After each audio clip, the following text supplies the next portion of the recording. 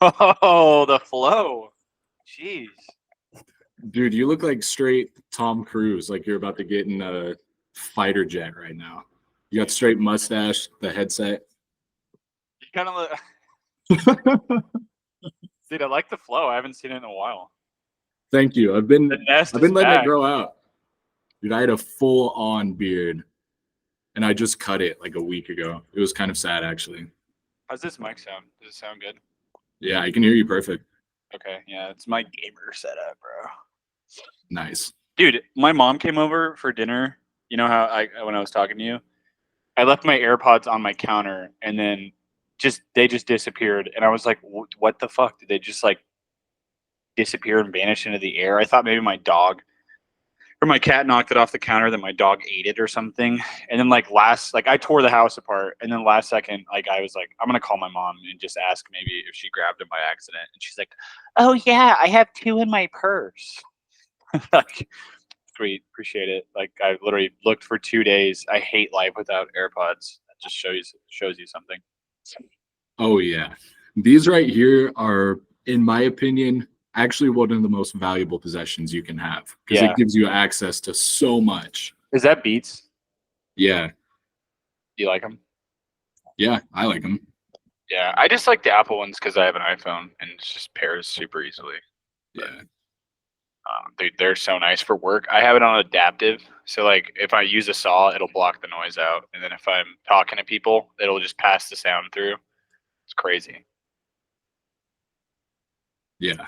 And if you don't have them, it's weird being in a room like a gym where everybody else has them in and you're the only one. I know. You're like, oh God, I'm just lifting right now with no music. This is psychotic. Yeah. Disgusting. Dude, she's going to look for morel mushrooms right now. I'm not kidding. I've done that before. We actually went last weekend at her family's farm, and we found a few, a little too early, but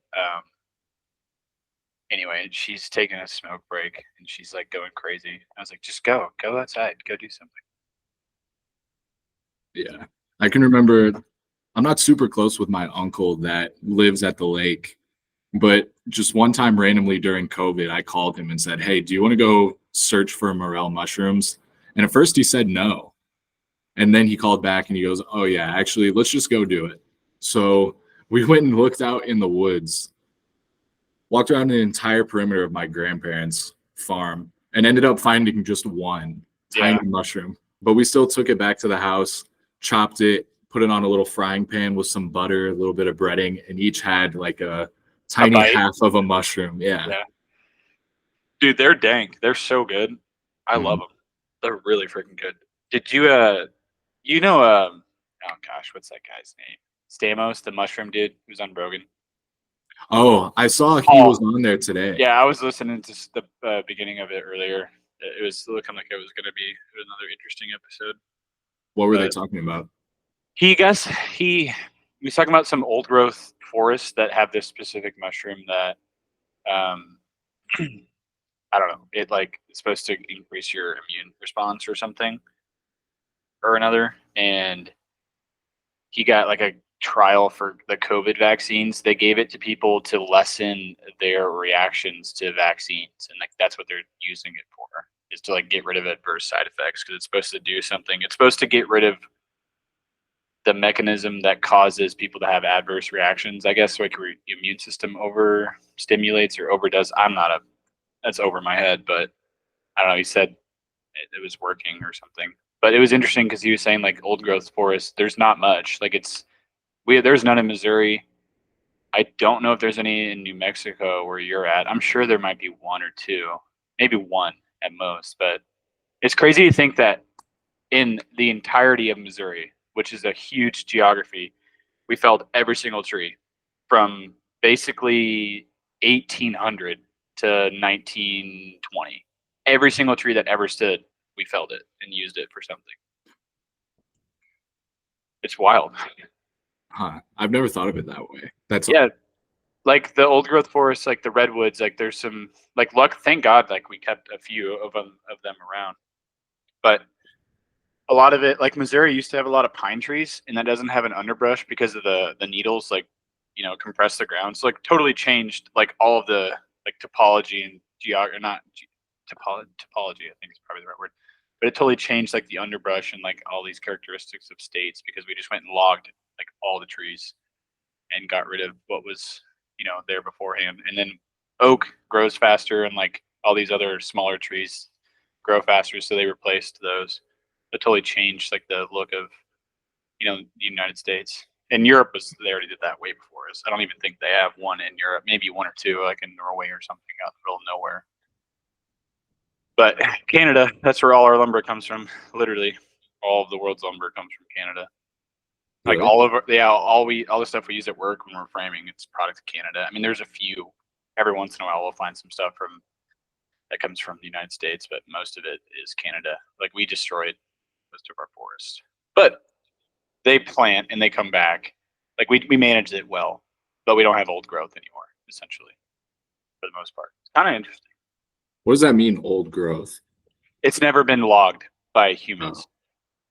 Yeah, so like there's redwoods that like I'm not sure, they're like 600 years old, or maybe not that old, or maybe older. I'm not sure, but yeah, it's never been logged by people. I mean, the trees die and fall down, but we never went and cut them down or done anything to it.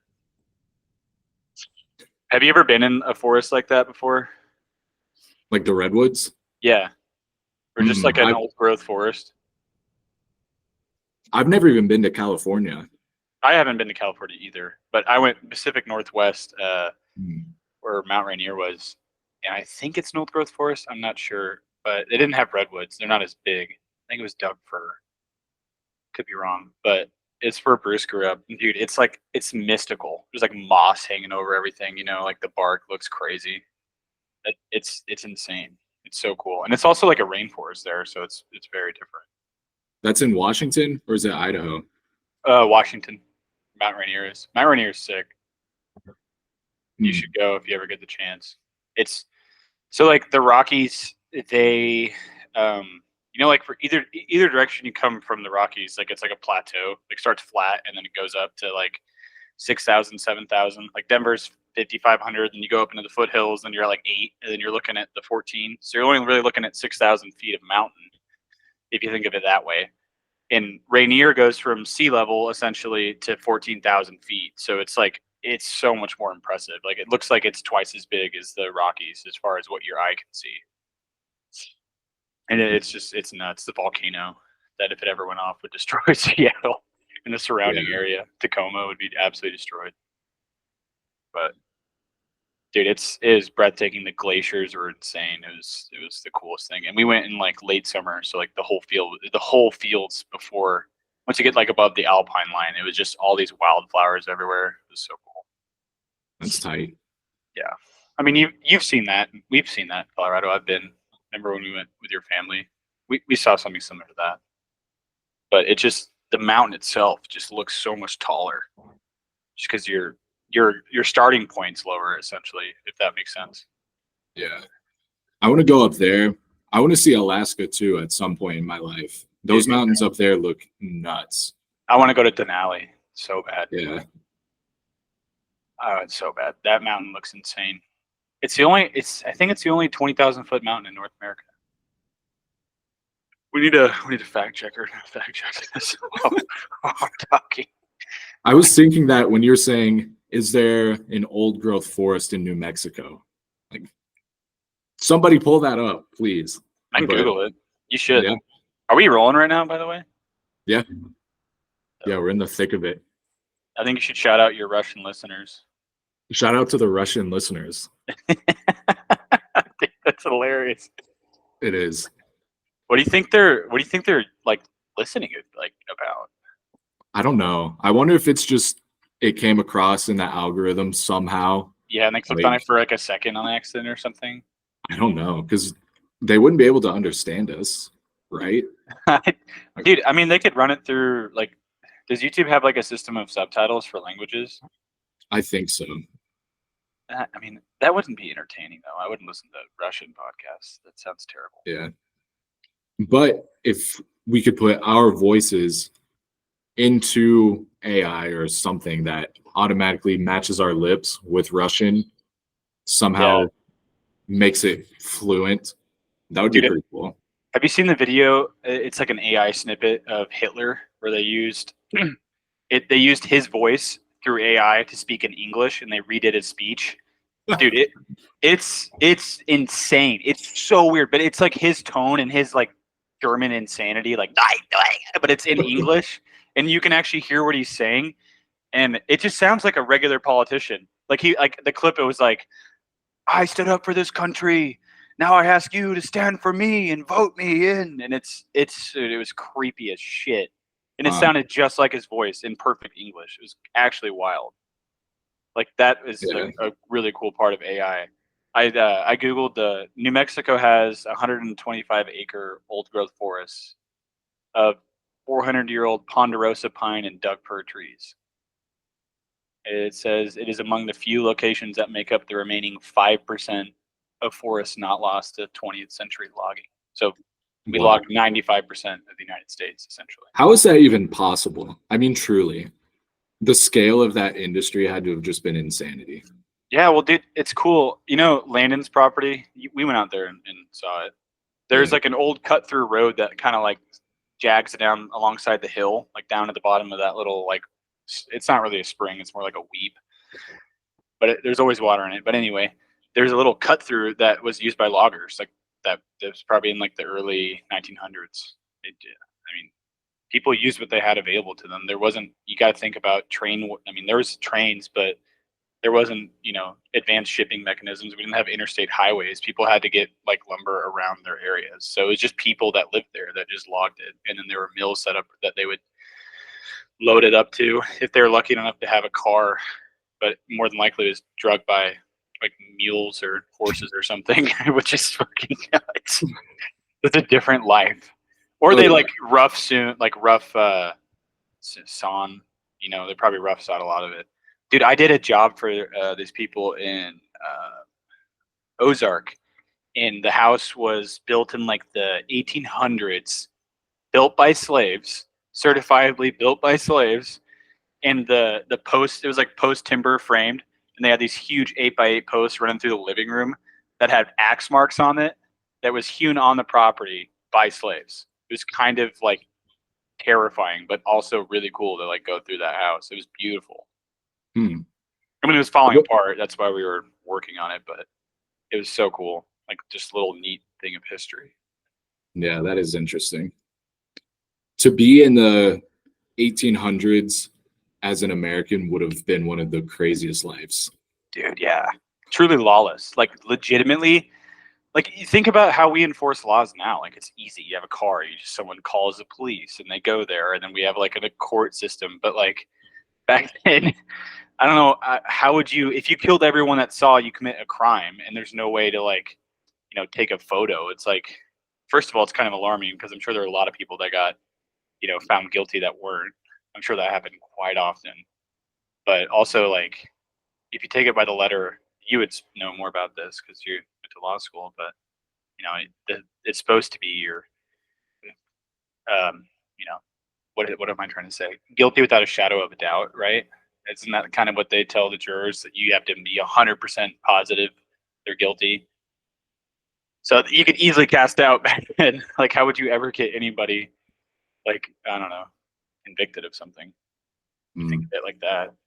Because I mean, nowadays, I think, I don't know, like I said, more, but I think they don't use, like, eyewitness testimony is like not super bulletproof stuff. Yeah, I don't know. I was thinking about this earlier, man. I have never even stepped foot in a courtroom like that as a lawyer myself. I've never practiced a case. Right, but you're still, more about it than 99.8% of people. Yeah. Dude, I think it'd be kind of cool to do it one time. But I'm sure all the work would be terrible. Like all the casework and all that stuff would be kind of awful. And also, I wonder how that will be used with AI going forward. Like, what if you get an AI that is somehow 99.99999% accurate, and it's proven to be more accurate than people, and it's trained on 100 million previous cases in the past of theft or shoplifting or whatever. and it takes into account each variable of every case, and it can predict with the utmost certainty, is this person guilty, is it not? Yeah, that's truly a dystopia. Yeah, that's not really a jury of your peers. Which you probably have to rewrite the Constitution for something like that. Unless you could allow it maybe to preside over as a judge. I don't know how that actually works. But for sure, prosecuting attorneys and defense attorneys would be using it for their case. So it'd be like competing the AI against itself, which would be pretty fascinating. Because, like, are there any regulations in law for using AI? Do you know? Like, can you use ChatGPT if you're a lawyer? Can you like ask it like law questions and stuff like that, or I'm can sure you have it write your disposition? I don't know. Yeah, I'm sure you could. I know that they said that my cat's meowing. Can you hear that? Uh-uh. Okay, good. Let me know if you do. I can hear it. While you're on that point, if my phone starts ringing, I'm gonna hand it inside to Savannah. I just don't want to interrupt you. Okay, no. Oh, crap, I lost my train of thought. Dude, the cat's meowing so loud. Oh my gosh. Yeah, I just AI, it passed the bar in a few states. I saw that. Yeah. Like, that's insane.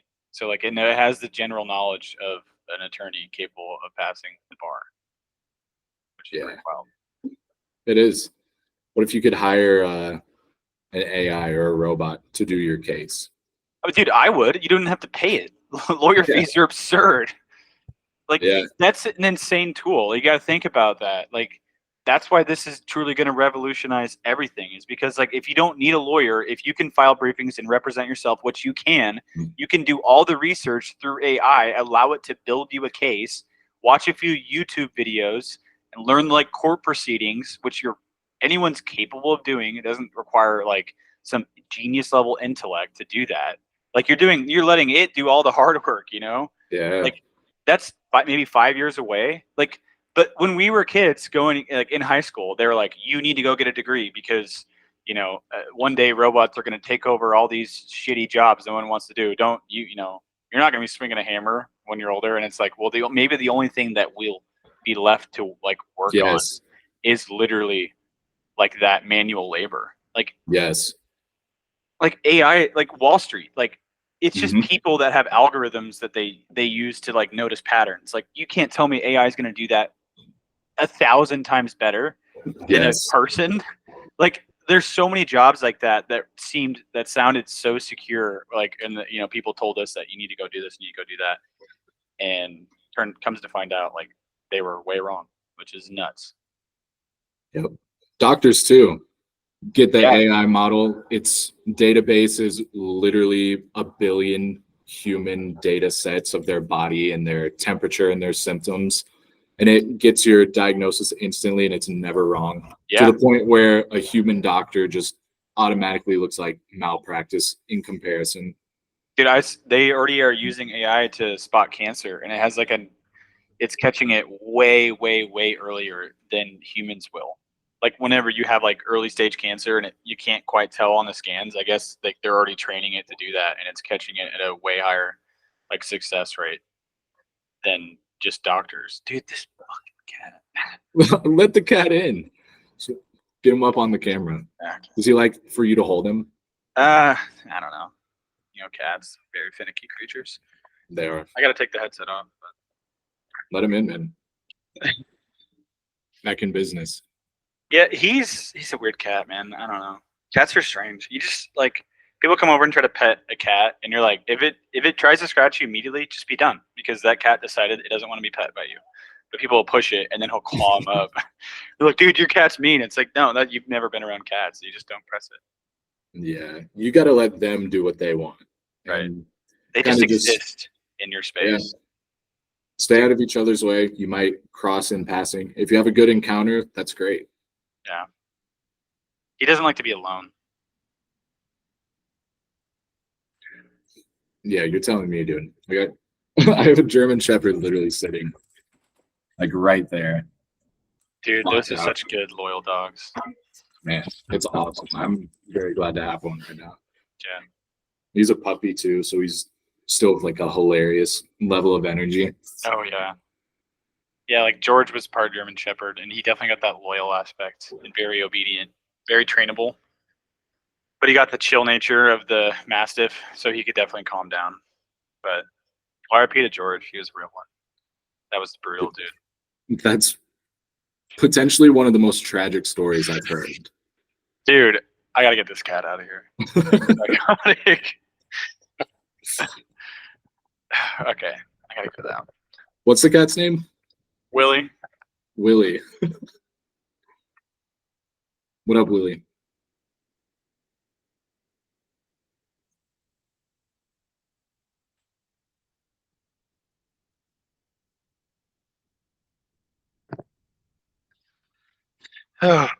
Dude, I have a bulging disc in my back, and let me tell you, it fucking sucks. Yeah, it right sucks there with you. so bad. I was deadlifting at the gym about a week ago, and just lower back immediately, totally locked up. Yeah, I learned my lesson so fast, so I'm right there with you. I've been trying to keep it recovered all week. Yeah, same here, but it's really hard when you are framing. You just bent over all day, like working with the nail gun. But it's not like really in my back. When it first happened, I was playing golf. I was at the driving range and I hit a swing. And I just felt something like, and it kind of hurt, not too bad. And I finished the bucket, left, and then like throughout the night, my back shut off. Like I couldn't move, I couldn't do anything. For 2 days, I had to lay on my couch, like literally laying like flat. If I did anything, like I had to walk to the bathroom, like completely hunched over like this. Yep. God, dude, it sucked so bad. And it's like, I guess I went to the chiropractor because I was like, I'm going to try the chiropractor before I go to the hospital because, American healthcare is sick. It costs $0. But anyway, I have horrible posture and I just have all these problems with my posture and it caused a bulging disc in my back and I re-aggravated it playing golf. And what's crazy is 5 years ago, I was snowboarding and I hit a jump way too fast, like first run of the day, way too confident, smacked my ass like on the compacted snow and I felt my whole back like just press, dude. Like dying animal sounds, like floundering around, when you like knocked the wind out of me and I felt my back, like electricity in my back. And I'm like, I might've broke my back. I can feel my toes. This is horrible. Next thing I know, like I opened my eyes because I had my eyes closed. The pain was so bad. And there's like 15 people around me. Like, we're going to get you a medevac down the hill. And of course, like toxic masculinity. I'm like, I'm good. Just back away. And go down the hill. Just like every bump was horrible. I went on this with Starkey and Carp, and we were in college. Like had basically no money. Like paid for the Airbnb, got the gas up there. Had the lift tickets. Like we're talking scrounging the last dollars to pay for your meals, get some beer, and I'm like, I need to get drunk to get this pain to go away.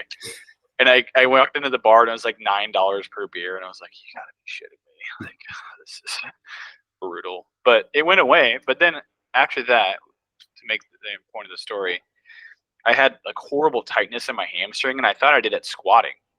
That's when I noticed it. I was like, I must have done something squatting. It never went away, just always tight. I thought I tweaked a hamstring because I know people talk about if you tweak a hamstring, it takes forever to heal. Well, now that my re-aggravated that bulging disc that I think I got from that, and now I'm having sciatica, which is like, it feels like you have a super tight hamstring basically at all times. And now that's what's really bothering me. Like my back's fine now. It's just this stupid ass sciatica. It's not real. It's just a nerve. It's not even real pain. And it's so annoying. Like I stretch like 30 minutes before work, 30 minutes when I come home, and like 30 minutes before bed. And it's just like, it's still brutal. It sucks. Yeah. Maybe you'll get stem cell therapy in Mexico. Never more thankful for a healthy body. Like whenever your nose, one side gets clogged up when you're sick. Yeah. Never more thankful for actually being able to breathe. When your back hurts, never more thankful for actually having a normal back. Yeah, dude. I mean, if there's anybody listening that's our age, I highly stress like flexibility. Like, it's obviously sick going in the gym and lifting, but Like I don't know. I've learned the importance of it. Just good posture, flexibility. It'll keep you moving longer than just going and throwing weights around. Definitely. And it's one of those things that improves so quickly. At least I've felt. Oh yeah, dude. My right side with it. My right side now, like, because I don't have any pain in my right leg, I can like fully like wrap my. And this is like in I don't know 3 weeks of stretching. I can fully wrap my hand around my foot. Like I can set my hand on the ground when I bend over. Mm-hmm. Like, but not on my left side. My left side's so tight and it sucks. But I got all the back stretches, dude. I got it all. If anybody needs any information, they can hit me up. I got all the back stretches. You get the child's pose. Yeah, that's a good one for me. I heard a lot of people. I need to maybe start doing yoga. I've heard people talk about like, just how well that's been for them. Yeah, but I'm a huge yoga fan. I think you would enjoy it as well. You do it by yourself, or do you go in a class? I've done both before. I don't think I could do it in a class. I think I would. That would. I don't think I could keep a straight face the whole time. The classes are assholes hard. Like right near your face, like getting in Yeah. child's pose. Oh yeah, I've been in classes before where the person next to me's foot is touching me. Those are bad, but if you can get a hot yoga session at a class where there's not a lot of people. Yeah, I know it'd be better experience. Like it's you do better in groups because if you quit, you look like a pussy. But when you're at your house doing it by yourself, it's way easier to not do it. Essentially. Yeah, I do it with Savannah, and it motivates me because if I look over and I'm kind of half-assing the stretch or the pose or whatever, and I see that she's actually doing it and working hard, I'm like, okay, I gotta actually try as well. Dude, I remember I did the P90X yoga. Like we did it in the basement with Tim. Yeah. And I'm like, it's just freaking yoga. And you're not really. It's so weird. Why do you sweat? You're stretching, and you're not like. It's super odd. I remember being like, it like kicked my ass, and I was like, how? Yeah. Why? It's hard. Physical, just kind of like stretching out. But you also have a really weak core. Apparently, like your core is like super important for your lower back. So I don't know. I mean, but it's tough. Like I can't even do sit-ups right now without feeling it in my back. So I'm like, I don't know how to improve this. It just takes time.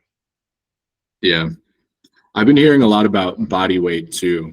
I listened to Jeff Bezos talking about his workout routine. Like he just does a bunch of pull-ups and hanging from a bar. Like, have you seen people when they hang from a bar and they like lift their legs up like that? Yeah, just that core. Yeah, that's going right through your core. That'll kick your ass, and that's a ton of grip strength too. Mm-hmm. Yeah. Well, enough of the old men with Jesus, 27 years old. I'm playing golf too. Like that is the oldest thing in the world. The Masters is on behind me. The Masters are on today? Yeah, round 1. Okay. Big fan of the Masters. It's like probably the only major I actually watch. Who's expected to be the winner this time around? Scotty Scheffler is world number 1 right now. But you heard about the live golf stuff, right?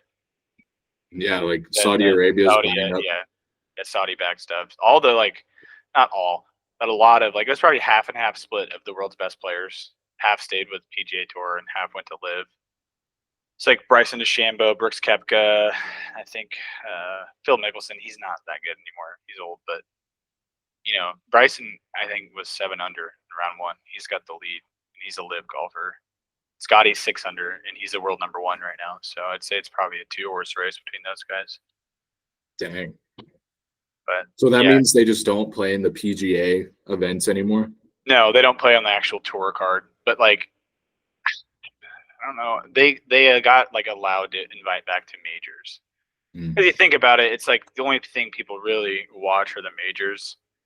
I think Tiger has either the most or second most tour wins, but no one cares about that. He's got the second most major wins, and that's what matters. It's kind of like Peyton Manning in the regular season versus Tom Brady in the postseason, I would say. A decent judge between the two. Golf is such a weird sport. I really wonder how it was made up. It's Irish wackos, or maybe Scotland. Is that where it originates from? Yeah. All of the grass seed like a lot of the grass seed people use now comes from Scotland, I think. Just a perfect Mm. climate for grass. Some rich asshole started hitting a ball around in his massive mansion. And it's like, this is kind of fun. You know, they probably were, sucking ass, and one guy hit a shot that was decent, and they're like, oh, this is fun. Because golf is that, dude. It's such a brutal sport. It's so hard. It's so difficult. Like I've been playing quite a bit. Me and Zane and Kale play quite a bit, and Ed comes with us as well. And dude, I'm trying to get good, and it's so brutal. Like, but you get this massive, like, I don't feel like there's anything like it. The dopamine rush whenever you have that one shot, that one pure shot that's like 4 feet from the pin, and then you miss your birdie putt, which is classic. But you're just chasing that feeling, and you watch those guys, and they're just doing it all the time. It's insane. It's definitely one of the most mental sports. Oh, for sure. Because you're just playing yourself, really. I mean, obviously you're chasing the leader, but if you go out there and play, like all those guys on the tour, like when you really boil it down, they're all elite. Any one of those guys could win and post like a 10 under round any day of the week. But it's just about who's calm under pressure. And that was Tiger forever. That dude had ice in his veins. I think he went like 3 years without missing a putt within 3 feet, which is fucking insane. Yeah, those are the hardest ones. Yeah. And I mean, how many crazy putts he made to win a major or to like force a playoff? Like, that's just nuts. Imagine that. Like the purses, I can't imagine $10 million on the line. All these like, thousands of people surrounding you, watching you. Yeah, my hands would be shaking, dude. Mm-hmm. Yeah, it's the only sport where you go and you're expected to be quiet. Maybe in tennis, are you supposed to be quiet while they're hitting? very, very similar in tennis. I would say tennis kind of equates to golf. It's definitely more athletic, and like you're way more active. You're running. You have to be in insane shape. But it's you versus one other person, and the crowd is quiet, and it's a lot of it's mental. I played that in high school. It was fun. I wish I would have played golf in high school, just because no one plays tennis with me anymore. Like I learned to use the sport. It's fun. I love tennis. I just can't get anyone to play with me. Yeah. And it's like here at Lake of the Ozarks, you're not going to find like an avid tennis group. Maybe not. I don't know. I haven't done enough research about it, but I bet you could start one. Surely there's people out there. There's that tennis court down Foxhead, just like half a mile. Oh yeah. I keep talking to Zane because Zane played with me, and I was like, "We should go play tennis." And he's like, "Yeah." And then every night Saturday, we're like, "Let's go play golf." Yeah, golf's one of the fun sports to play with another group as well. Oh yeah, you just act like an asshole out there. Just getting hammered on Saturday with the boys. It's a good time. Do you play basketball with any groups, or do you do any sports anymore? Or? Yeah, I have a gym up the street from where I live right now. There's always people there playing basketball. So I was doing that a bunch until pretty recently. I started going to a kickboxing gym too. Did that for like 6 months. And now I'm kind of just getting back into it. That's sick. Yeah, I think as men, like if you played sports as much as we did when we were kids, like you need to try to keep that up. Like it's a great hobby to have, and it keeps you active. It's fun. Also, men are just competitive psychopaths that need an outlet, or end up being a school shooter and killing people or something. For sure. I feel like it's a mental reset too. Yeah. It's like counterintuitive that being aggressive would lead you to be more calm, but it definitely does. Like that, getting that aggression out of your system definitely like leads to calmer individuals. I think at least. Yeah. It feels weird to go a few days in a row without getting any exercise. It makes a big difference. At least for me, it makes me feel almost sick. Oh, dude, for sure. Once you get in the groove of it and you like are starting to feel really good, and you miss a day or 2 or 3, then you start feeling like shit, and then it's harder to go back. It's so brutal, dude. If I was wealthy, I would just have the biggest gym inside my house. Yeah, I definitely have that as one of my goals in my life. Get a nice gym at my house. Yeah, so I have to not have to leave to do truly anything. Yeah, and have a sauna. That'd be sick. I'm for sure on the home sauna train at some point in my life. Does Tim still have a gym? Did he put in one in the new house or no? Yeah, he got a sauna too. Oh, that's sick. That's a move. And Yeah, the he put it putting in the green in the garage. basement. That's a dream, man. That's a dream. Yeah, definitely a goal. Have a house that you just don't want to leave, and you have everything you need right there. Yeah, I know Tim's. I've rented him a few times, talked to him about golf. I want to go golfing with him once. I told him, I was like, dude, if you're ever gonna go play, let me know. It'd be fun. Oh yeah, he loves golf. He's been into it forever. Yeah, I remember he took us to Kinderhook once, and he almost flipped the golf cart. I don't know if you remember that. He freaked out on us. Yeah. Obviously warranted. Yeah. Yeah. We were probably 16 years old, just driving around being nuts. I think we were younger than that. I don't think we had our license yet. That would explain it. It was like coming down one of the crazy lake hills, and you just like put it in neutral, and we're going so fast. Slammed on the brake. I don't know how this thing didn't flip, dude. Like I just remember it like got up on two wheels and then like stopped, and Tim saw the whole thing, of course. Yeah. For people to have context, me and Logan, we grew up together. We've known each other. I bet we've known each other for 20 years, maybe more than that. 20 years. It was, I think we became friends in first grade, right? I want to say. Yeah. Dude, that's a long time. It's a long time. And we lived half a mile away from each other and rode bikes to each other's house. Pretty crazy. It's cool that we stay in touch. Yeah. Dude, I'm still like best friends with all the friends I grew up with. I know like when you're a kid, everyone was like, it doesn't matter, you're not gonna be friends with these people going forward.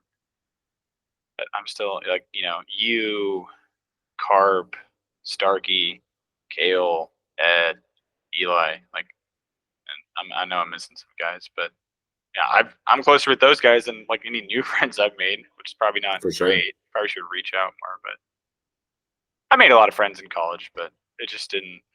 I don't know. It didn't transfer. Yeah. Well, who are you going to trust more than the people who you actually came up with? Because for me, I feel like you're kind of a reference point. Like I know we come from the same place, similar upbringing. So I feel like I can reach out to you and touch base to you whenever I say, here's what I'm observing about life and the world. What do you think? Is this crazy? And then your response back to that is kind of a good gauge for me. Yeah, and it's weird how we both did different things, but I feel like we both have a very similar thought process on stuff. I mean, it would probably make sense. We grew up together, but they always say you grow apart, and it's like I feel like we all almost grew together. Like we took steps, together, and in a weird way. Yep. If that makes sense. Yeah, I think everybody is right where they're supposed to be in their own journey. Yeah, for sure. Got Carp up there being a wizard on the computer up in KC. Starkey's out there selling government bombs to the Saudis and the Israelis.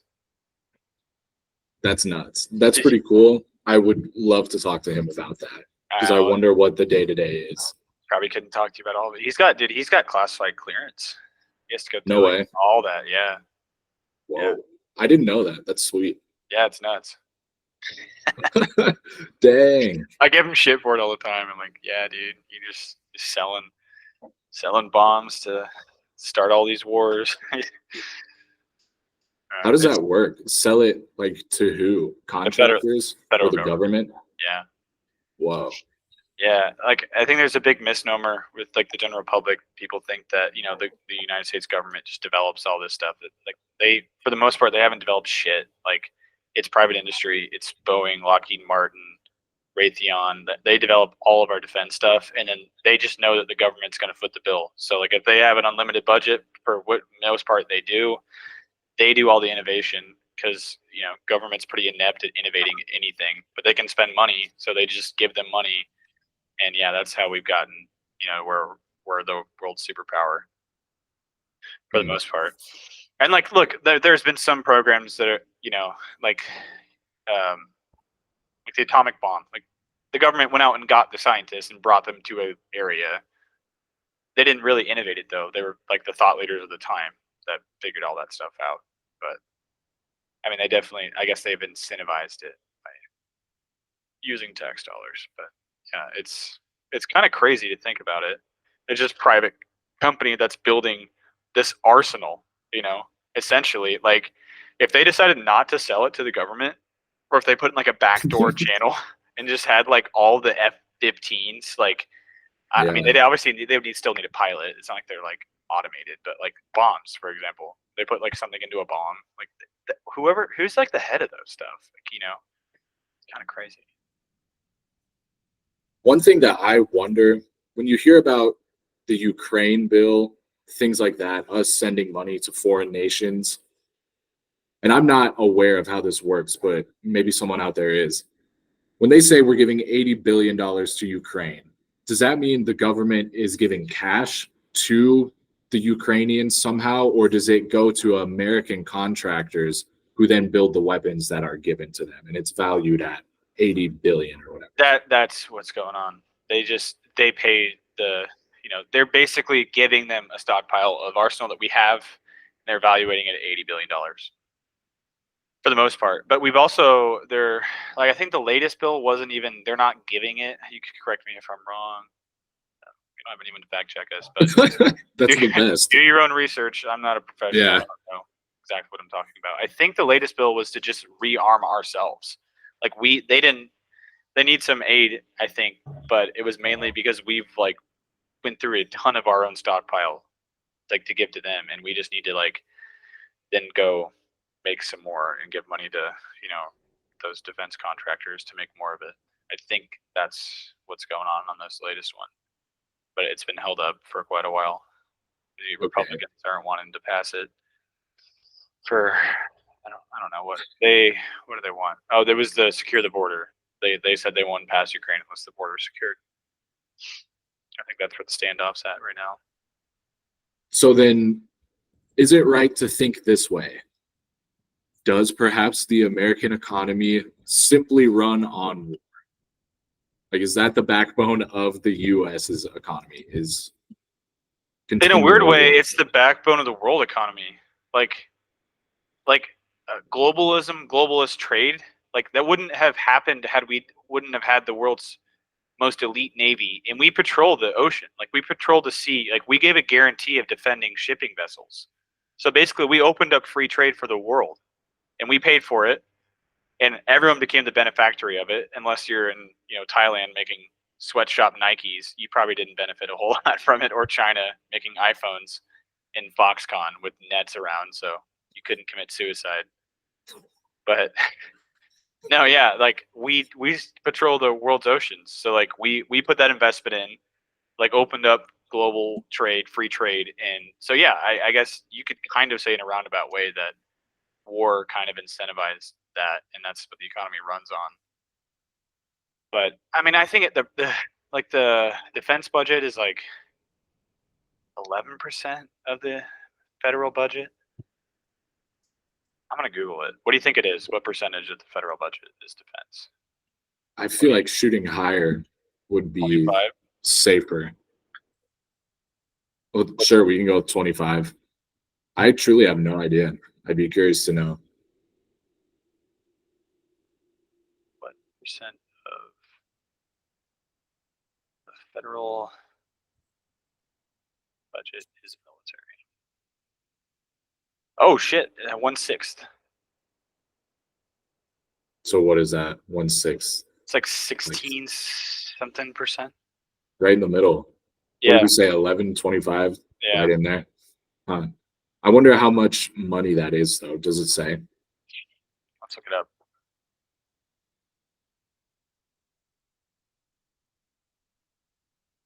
What is the federal budget this year? I just want a straight up answer. I'm just getting sites. Ew. It's like .gov. Treasury data. Can someone just give me a number? $4.5 trillion. No, that was revenue. Spent 6.2 trillion. So it's 6.2 trillion. I don't know. My calculator, I turned it sideways. These are things where I feel Chat GPT comes in handy. Because I feel like it understands what you're actually trying to ask it. Whereas Right. Google, you kind of still have to bullshit your way through 5 or 6 results, unless the answer just pops up right up top. I don't think I typed that in right. $992 billion. That, I guess that would be right. $992 billion.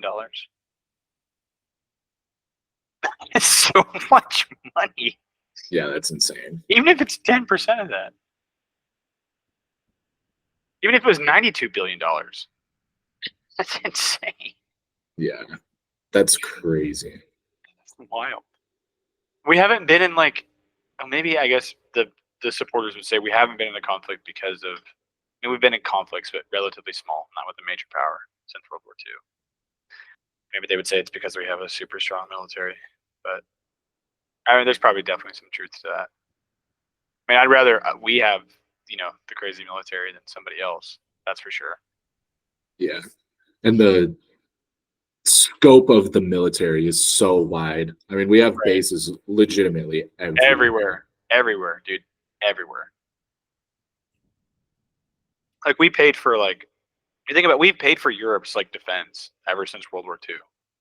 Like we paid for them to have a cushy life. Like they, the Europeans always give shit to Americans about healthcare, and it's like, yeah, well, if you pay for your own defense, pay the proportion we we pay to our GDP, and then pay for healthcare along top of it, and not increase taxes.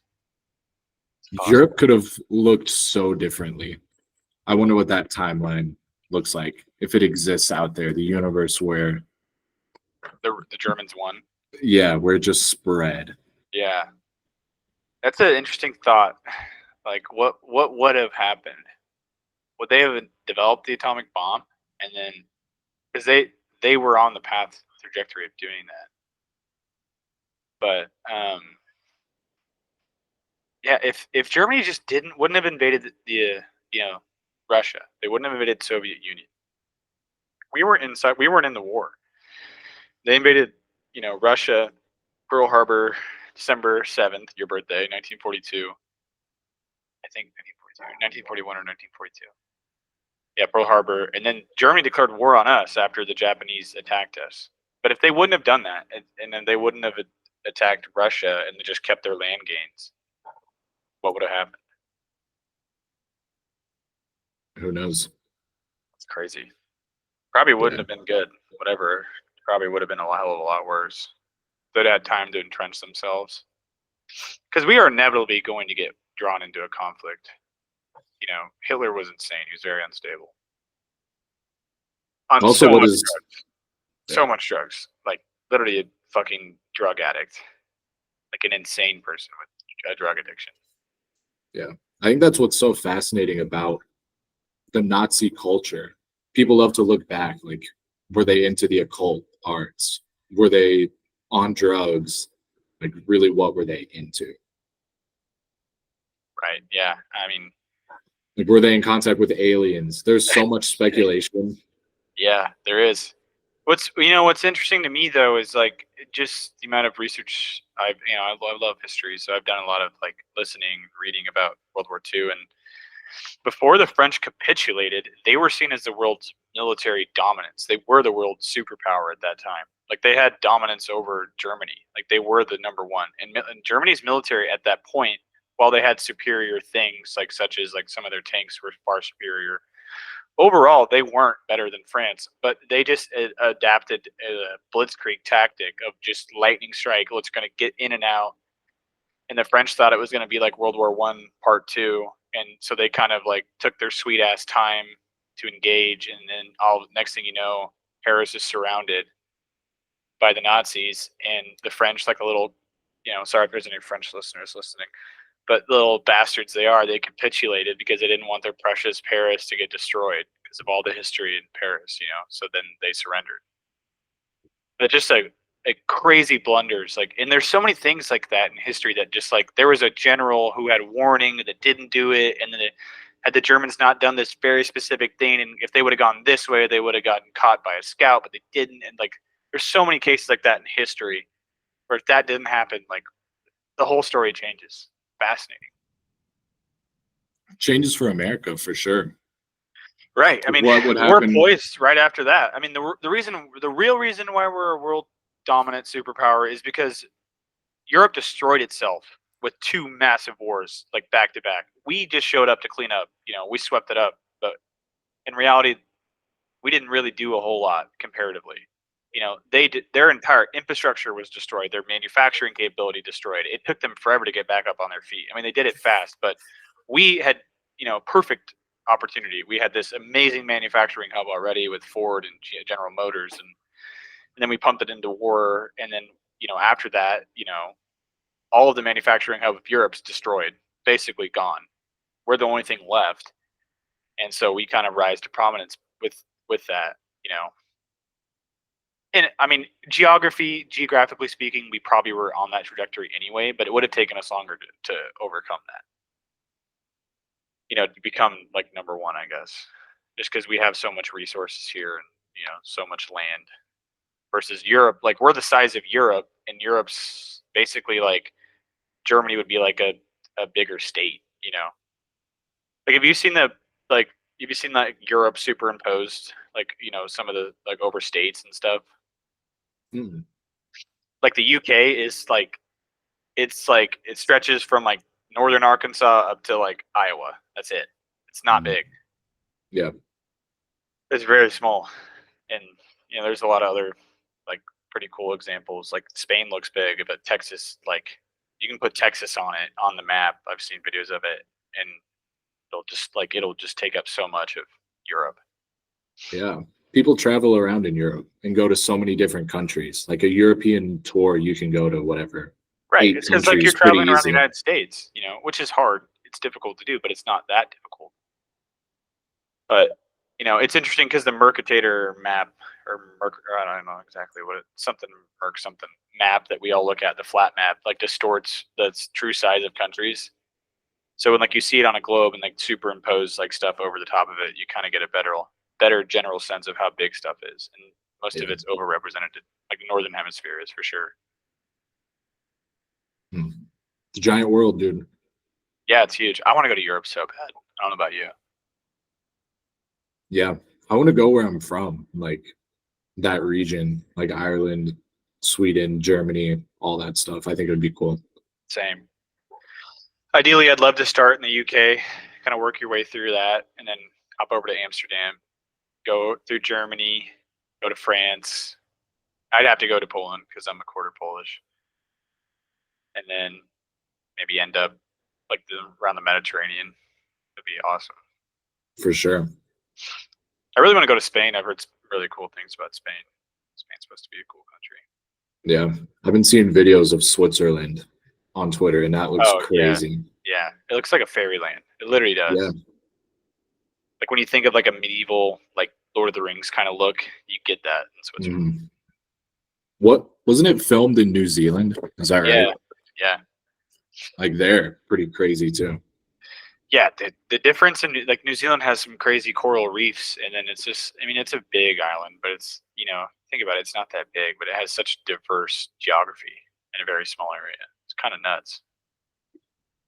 That's an interesting life. Have you thought about that? Like, yeah, how Australia and New Zealand originally penal colony from the British. Yeah. So, like, really, that's how a lot of those people got there. They're prisoners that they just literally sailed them halfway across the globe, and they just showed up.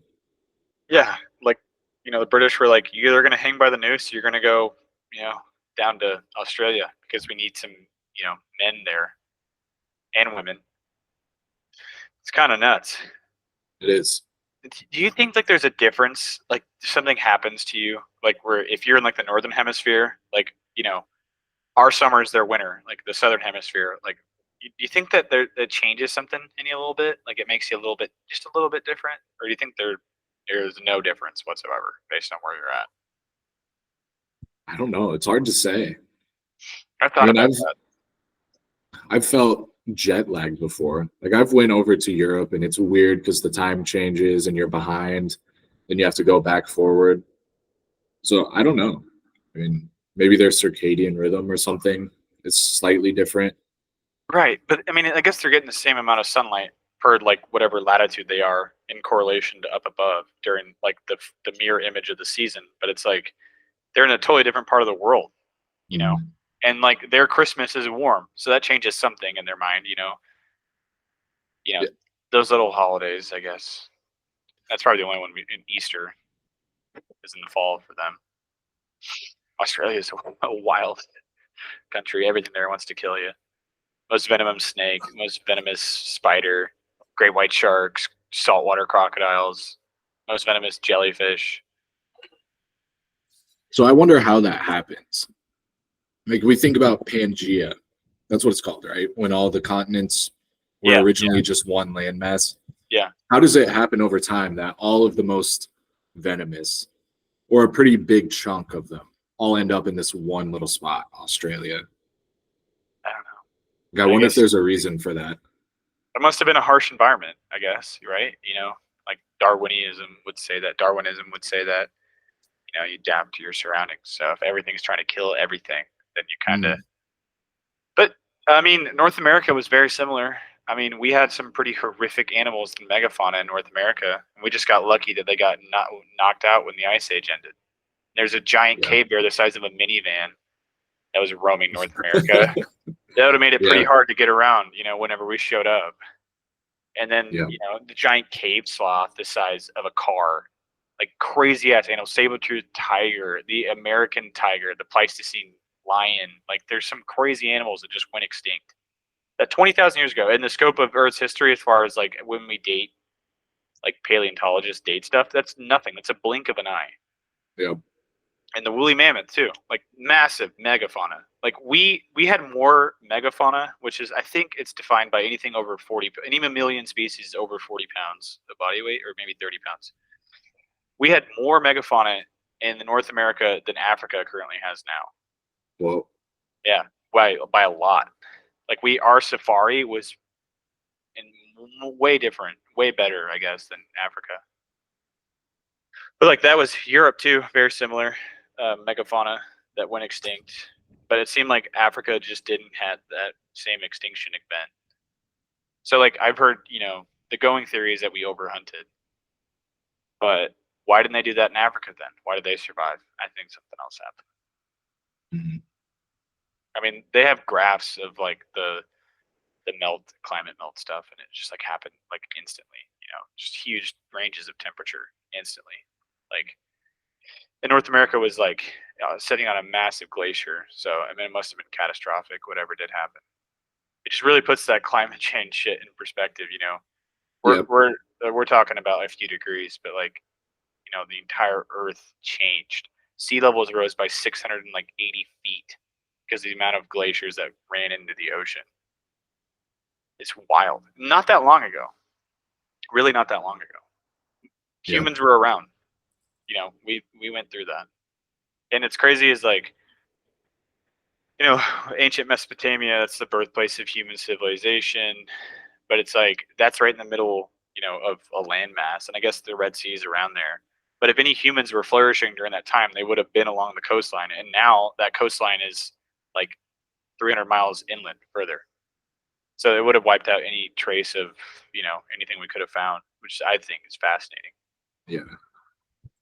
It's funny you bring up that climate change. It is interesting once you get a little knowledge of history. Like this area that I live right now, complete desert mountain environment, but they find all these sea creature fossils out here. Like it used to be like an ocean essentially underwater. Yeah, I think you find that in limestone too, which is wild. Like time is something that we can't wrap our heads around. As humans, we're just incapable. Like we're such finite and momentary creatures that even 1,000 years is something that becomes unquantifiable, really. You know, and you multiply that by millions, and it's like you might as well be talking about something that. You know, you can't even, you can try to think about it rationally, try to think about it. I don't feel like you can truly quantify, like the scope of the universe even. Like you can't think about it. You just can't quantify it. You really can't. You're making me think of the Anunnaki that we were talking about the other day. Because, like, do we even have a full understanding of our solar system? I wonder. Like, what percentage of our solar system has the James Webb Math. actually scanned? Right. I have no idea. I mean, you got to think about, like, I don't even know how you would do that.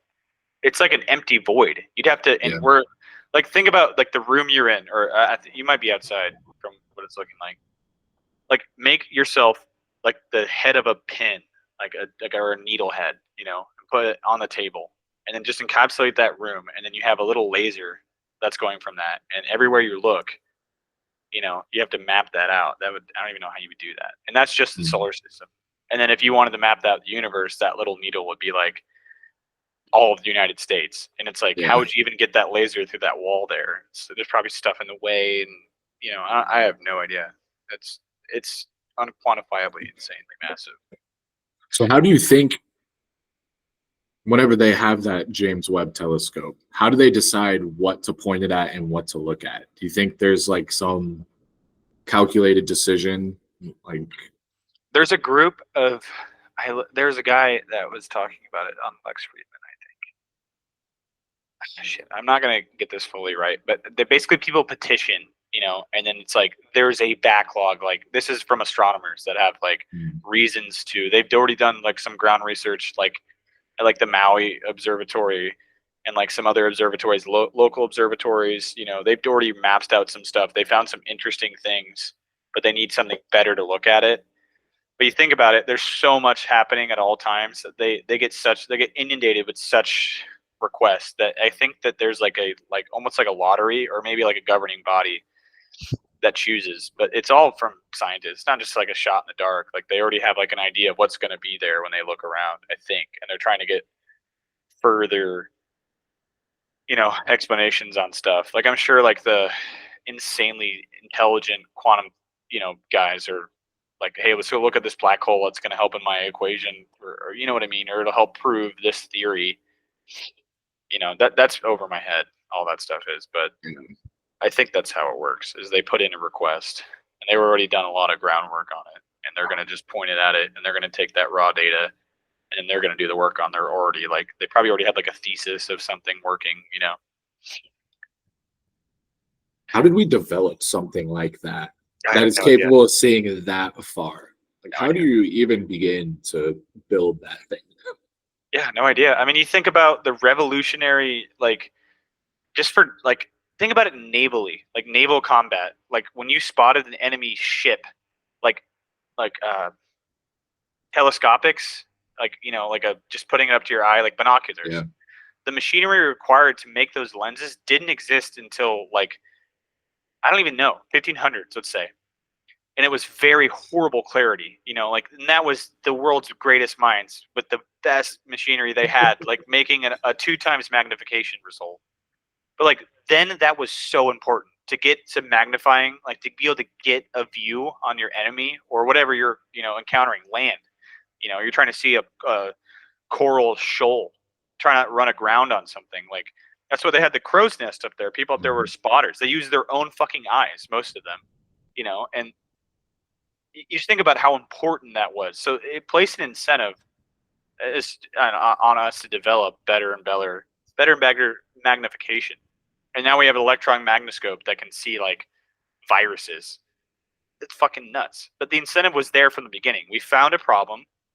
We found it early on, obviously, from the beginning of warfare, from the beginning of exploration, which just makes humans, and we're so interesting. We find a problem, and then we just continue to get better and better and better and better and better and better and better, and it never ends. Yeah, we were talking the other day about how you don't think evolution explains us, right? Yeah, like why we are so different. Yeah, I don't think evolution is great, I think, in explaining, like, Darwin's finches makes total sense. Like, you read that, you look at it, like, yeah, of course, that makes total sense. Like, the bird with the longer beak that was, going to be able to get through that was going to mate, and it was going to increase, and then the beaks get longer. Or like the giraffe, a horse with a longer neck could reach the leaves up on the trees, and then it just incentivized for longer. All that stuff totally makes sense to me. But we're so uniquely different, so uniquely different. And I get like whales and and some other dolphins are incredibly intelligent and do some weird stuff, like us and chimps too. But I don't know, man. I don't think that puzzle is fully explained by that. Like, we're so alien on our own Earth. We are. That's a good way to put it. Yeah, like we're so unique. Like, we are the aliens on this planet, essentially. Like, we're looking for them, but we might be them. Hmm. Like, we just don't. Like, I don't know. Chimps have some pretty human characteristics, but still no. Like, they're still stuck. You know what I mean? Yeah. And like the fossil record, like they say the human brain doubled like over 100,000 years or something. It's like, well, how? Why?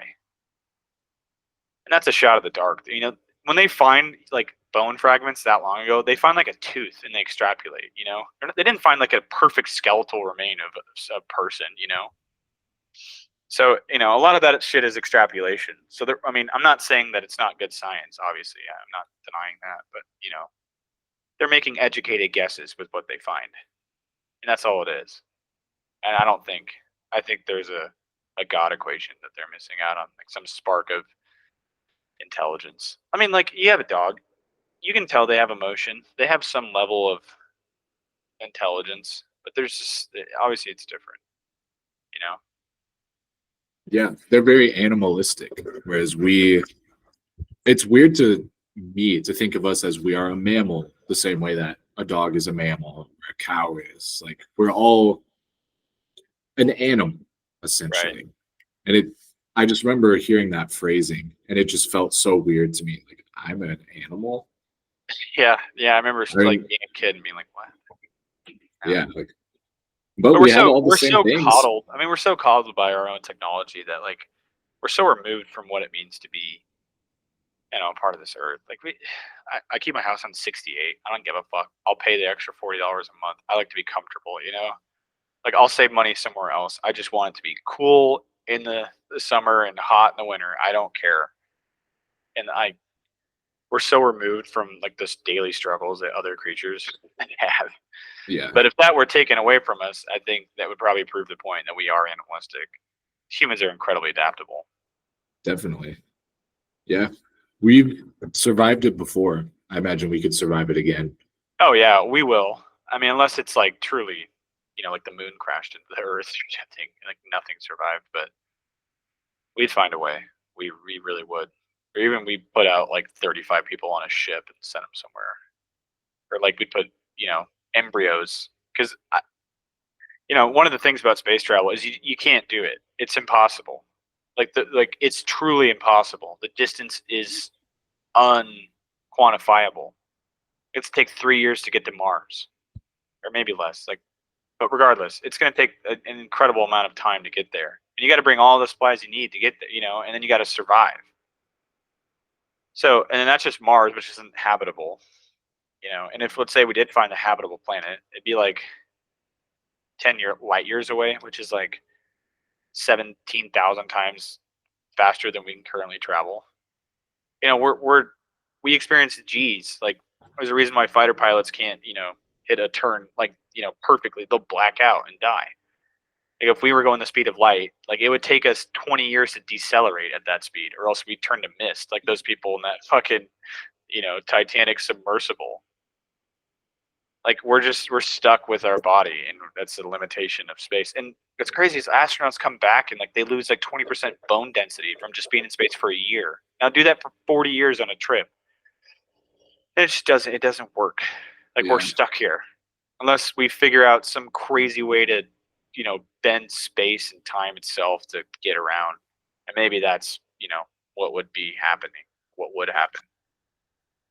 But currently we're pretty well stuck. Yeah. And it's just, I mean, I think we should definitely go to Mars just because it's sick. That's the only reason. It's dope. You know, like, there's something cool about that, innately human. Like, you think about, obviously Columbus was a horrible person, but he must have felt like a badass when he went and found the New World. Thought he landed in India for a while, and he figured it out.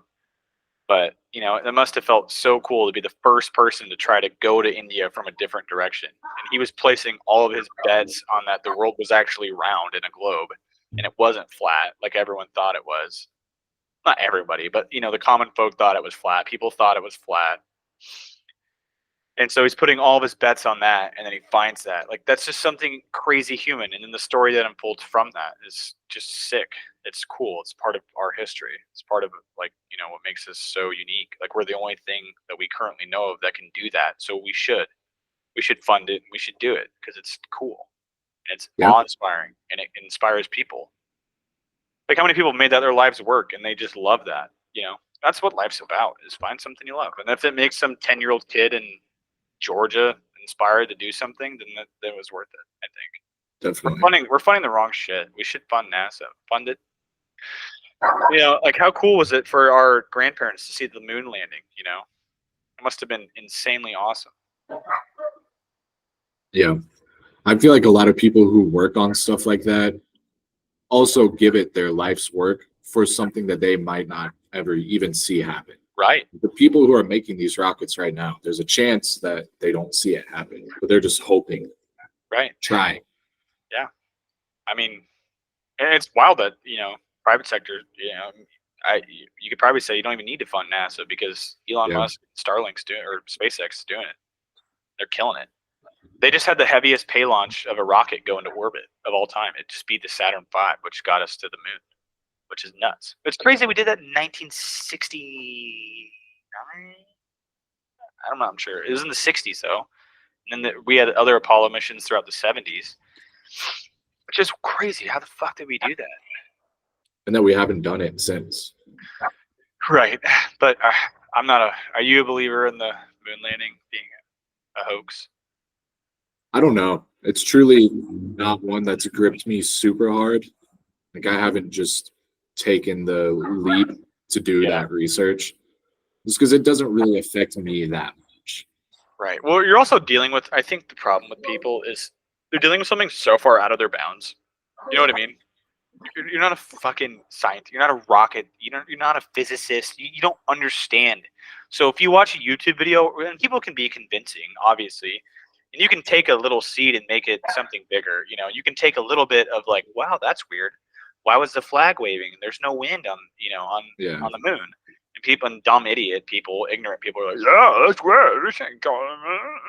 Like, you don't know shit.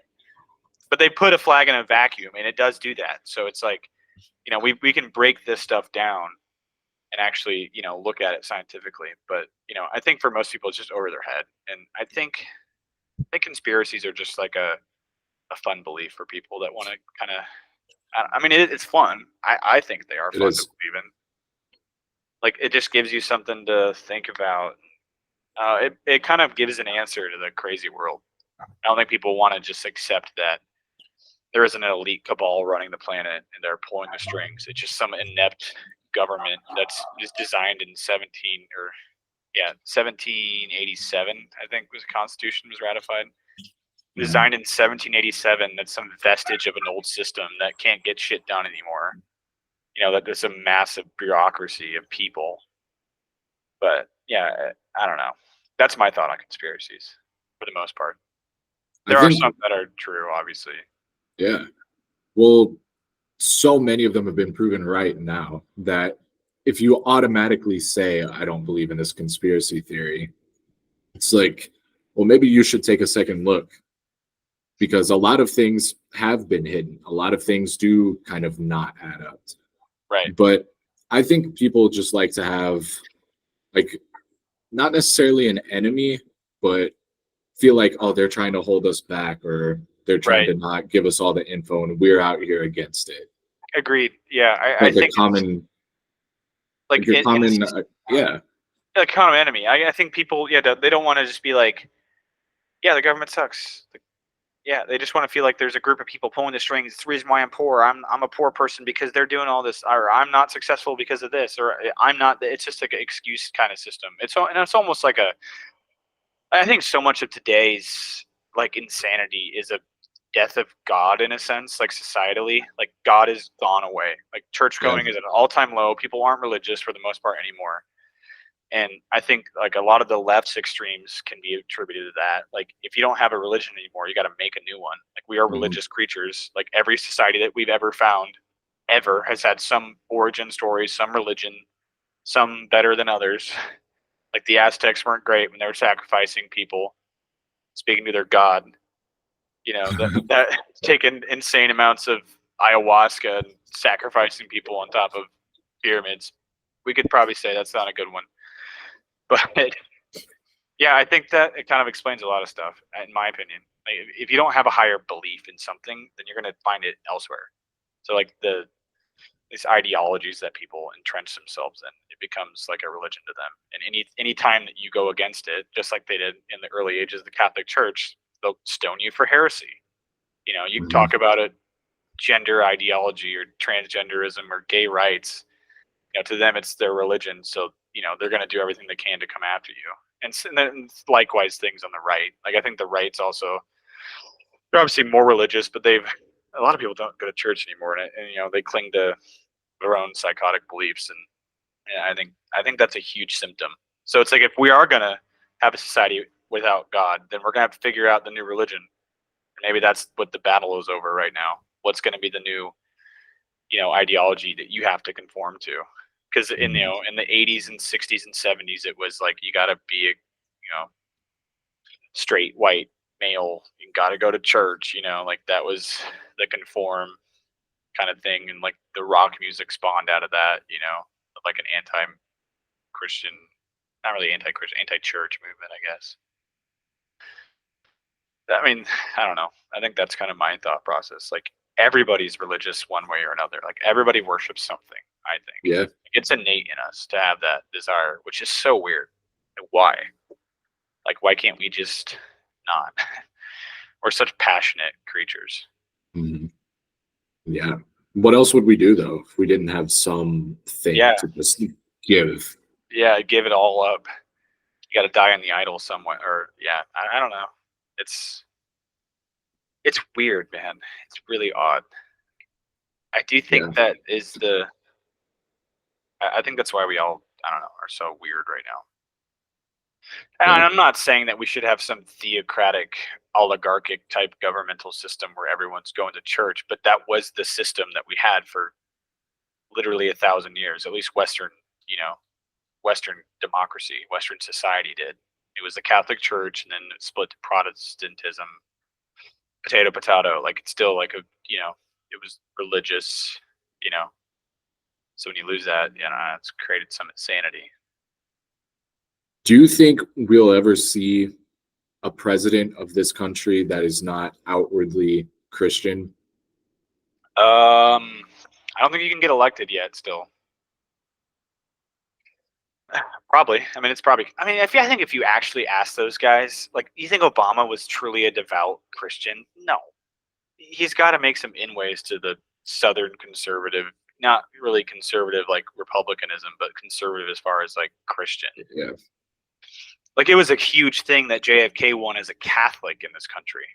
Like, that was big. He was at first, and I think only. No, Biden's a Catholic. But he was, the first Catholic president. And before that, it was just white Protestants. White Protestant, white Protestant, white Protestant. Oh, we got a difference. It's a white Catholic. Like, I think people, like, remember, like, I've read about, like, people were, like, skeptical that he would even be able to win the presidency because he was a Catholic. And he had to basically I think he had to give speeches talking about his allegiance wasn't to Rome, because the American people were so worried he was going to be obedient to the Vatican, and the Pope would call up and be like, you got to do this. And he'd be like, okay. That's so weird. I know. It's fucking crazy. People are wild, dude. Yeah. But to answer your question, probably. The rate at which we're going, I would say, yeah. Outwardly, I think the American left would accept it. I don't think you would lose a lot of voters on the left. The right, obviously, to an extent, you wouldn't win a presidential nomination. Like, you wouldn't win a primary on the right.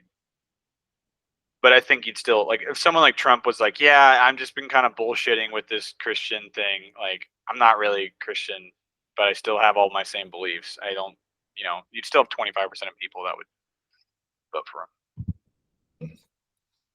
Yeah, it'll be interesting to see, because Vivek, I think he is. I don't know what religion he He's practices, he's like Hindu or Hindi, something. maybe. Yeah. Well, So, same with Tulsi Gabbard. People like her a lot.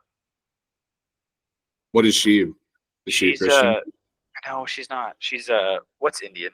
Um, what's their big one? Hinduism? Is that what it is? Hinduism, Buddhism, maybe. I think it's Hinduism. I think that's what her family was. Mm. I've listened to a podcast. She's on Lex Friedman talking about it. But yeah, people like her, and I mean, I don't know. She didn't win the nomination in the Democratic Party, but she garnered a good amount of support. So it's already there, and it's like one of those politics. One of those things that just like give it 20 years, you know. Yeah. Like the first candidate that talked about gay marriage like didn't win, but eventually they, gay marriage became a thing. That kind of stuff. So, I know Tulsi Gabbard is a veteran. Is that right? Yeah. So we sit here and we talk about these ideas.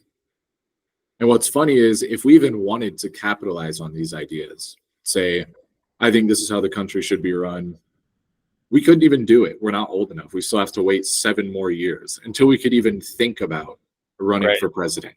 Right. You could run for state legislatures, and I think you could run for the House of Representatives. Yeah. Maybe. But if you wanted to run for president, you couldn't do it. You'd still have to wait 7 more years. So it makes me wonder, if you could develop your ideal presidential candidate, what does that person actually look like? For me? Or for the world? Both. Oh, man, that's tough. I would want a boring president. Like, if I ever ran for president, I would run on a campaign of I'm going to be the most boring-ass president in the world. I'm not going to do anything. Like, I am an advocate the federal government needs to be, like, severely, like, cut down on size. We need to stop caring about Washington so much. It's inept. It can't get anything done. Kick stuff back to the states. Let the states deal with it. Let your localities deal with it. Fight about it there. I'd massively cut the budget. I would cut, taxes a huge amount. So I'd be a boring president. I wouldn't do anything. Like Javier Milei, I don't know if you paid attention, the Argentinian guy. Yeah, I wanted to ask you about that. The libertarian. They had their first surplus in over like 35 years, and they had to put austerity measures in. They were bankrupt. They had nothing left, and we're headed down that road. Like, we can't spend at this current rate. I get the world's backed by the U.S. dollar, but eventually that won't be the case.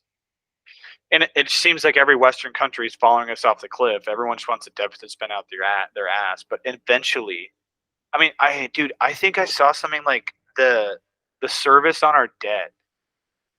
It was equivalent to like 80% of the military budget this year.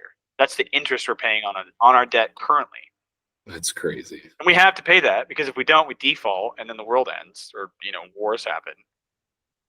The dollar would nosedive. Maybe not a war, but the dollar would go to nothing. It would be like insanity if we didn't pay that, because I think it's like 80% of our debt is owned by us through bonds. People buy bonds. Like, we're buying our own debt, I guess you could say. But China has a big sway in it. Other countries have a big sway in our debt. But yeah, eventually, if we're going to keep deficit spending like this, we're going to have to put austerity measures in. So we might as well just get ahead of the ball. And it's like, it's going to suck for a while. Yeah, I'd be a boring president. I can't really pinpoint things that I would immediately do, but it's like, why does the FBI and the ATF, like, they're both crime-fighting organizations, fucking dumb. Like, why do you need to have alcohol, tobacco, firearms? It just seems redundant. Like, just make it part of the FBI. Like, I don't know. All that stuff seems redundant to me. I get the government is needed for stuff. Like, I'm not like an anarchist or anything. Like, obviously you need the government to do things. But these massive omnibus bills that they sign, like, you get into the weeds, and it, like, some fucker in Baltimore got funding, like $4 million funding in a laboratory that's buried in like page 187 of 1,000. And you're like, okay, well, it's clearly, you're clearly trying to, it's pork belly shit to get stuff passed.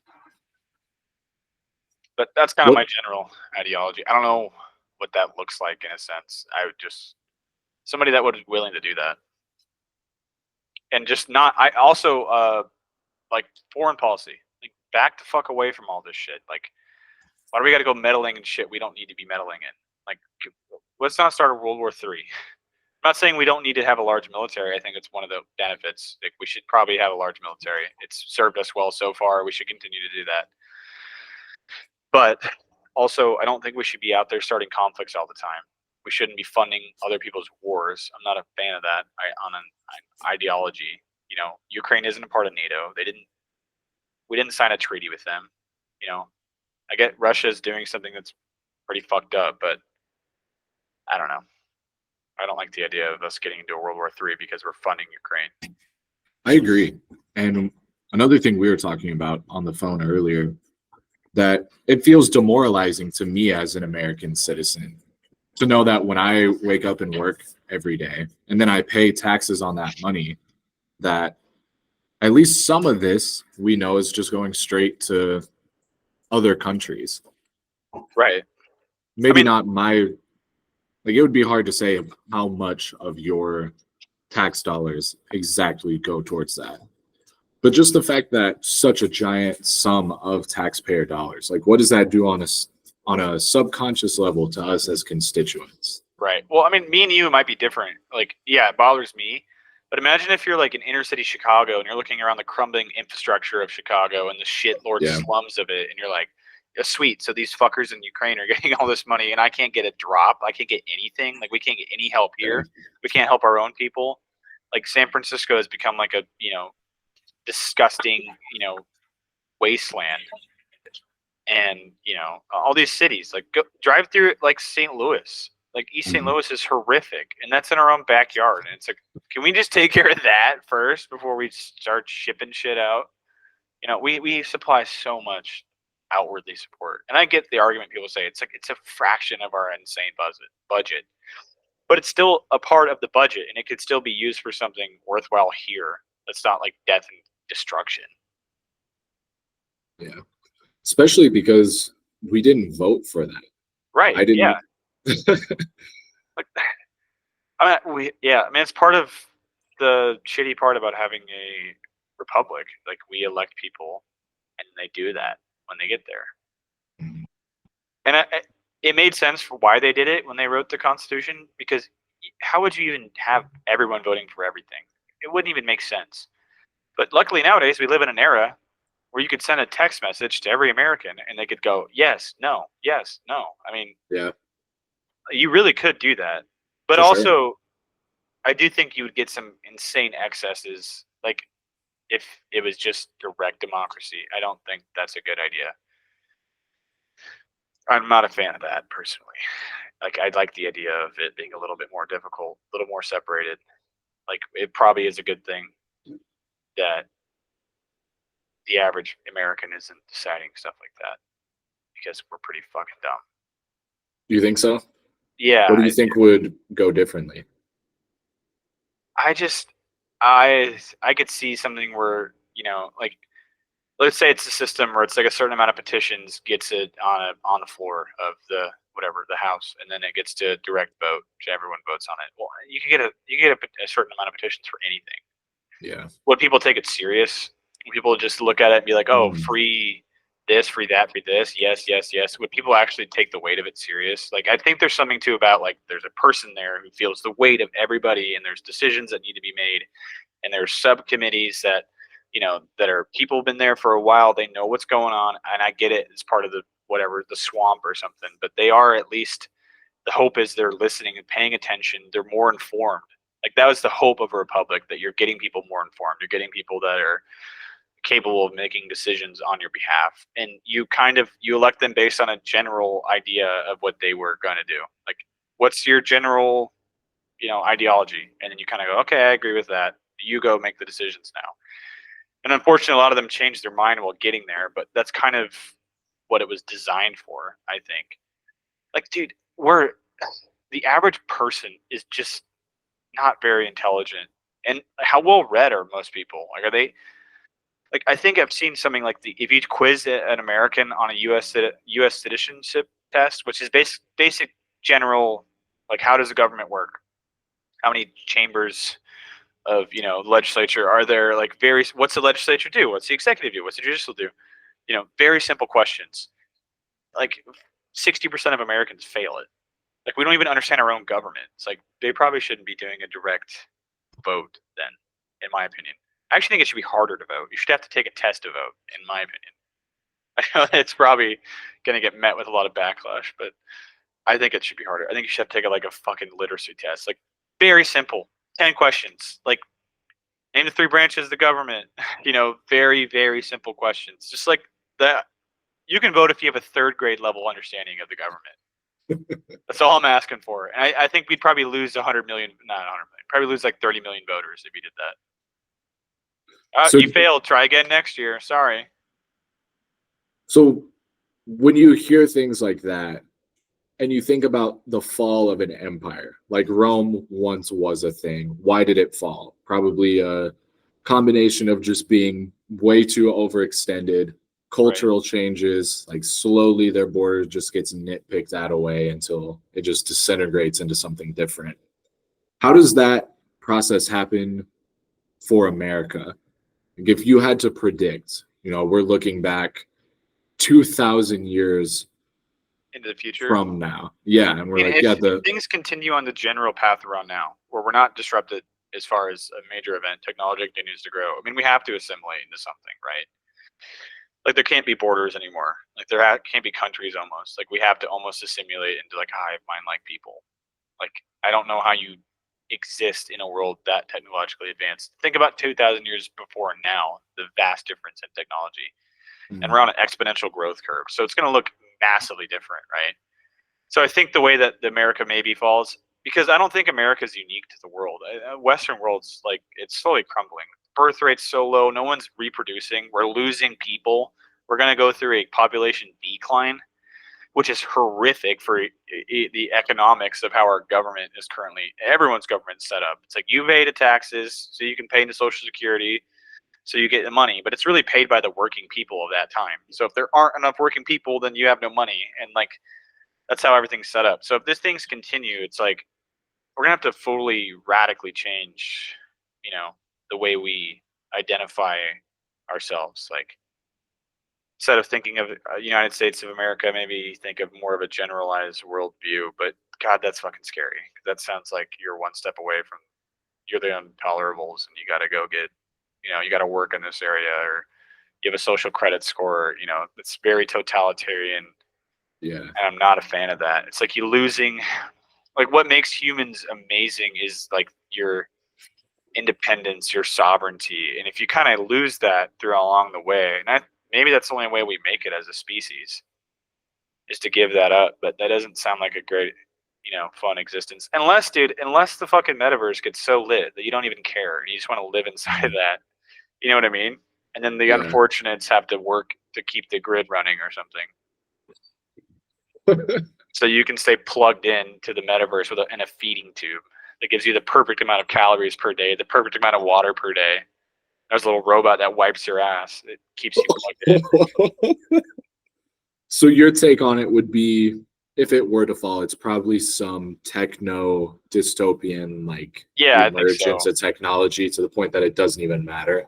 Right. Because, I mean, look, who's going to take over us? Like, currently, like, and like, thing with Russia too, it's like everyone's hoping they lose this war and Putin's disposed. It's like, well, they're still sitting on the world's largest stockpile of nuclear arms. So maybe that's not a good thing if they just get into a hand of, they devolve into anarchy, and the world's largest stockpile of nuclear weapons is in the hands of who the fuck knows. Like that barbecue person in Haiti who took over Haiti. Like, a warlord takes over that. Like, I don't like that idea. That's not awesome. Yeah. And who's to say that Putin isn't a moderate, or is a psych? Maybe he's a dictator. Maybe somebody else would take over and they'd institute democracy. Who the fuck knows? But history tells you, anytime that happens, it's not good. Like, anytime we've invaded the country and left it, has it gotten better? Recently, no. Past Japan, I think we did a decent job there. South Korea did a good job, but it takes a lot of time, and we don't seem to want to do that. But like all the West is on the same trajectory. I mean, it seems like we're just a little bit ahead of the curve. Like, we have all this mental health problems, we have obesity, we have all this shit. Same with the West. We all have our own problems, very similarly.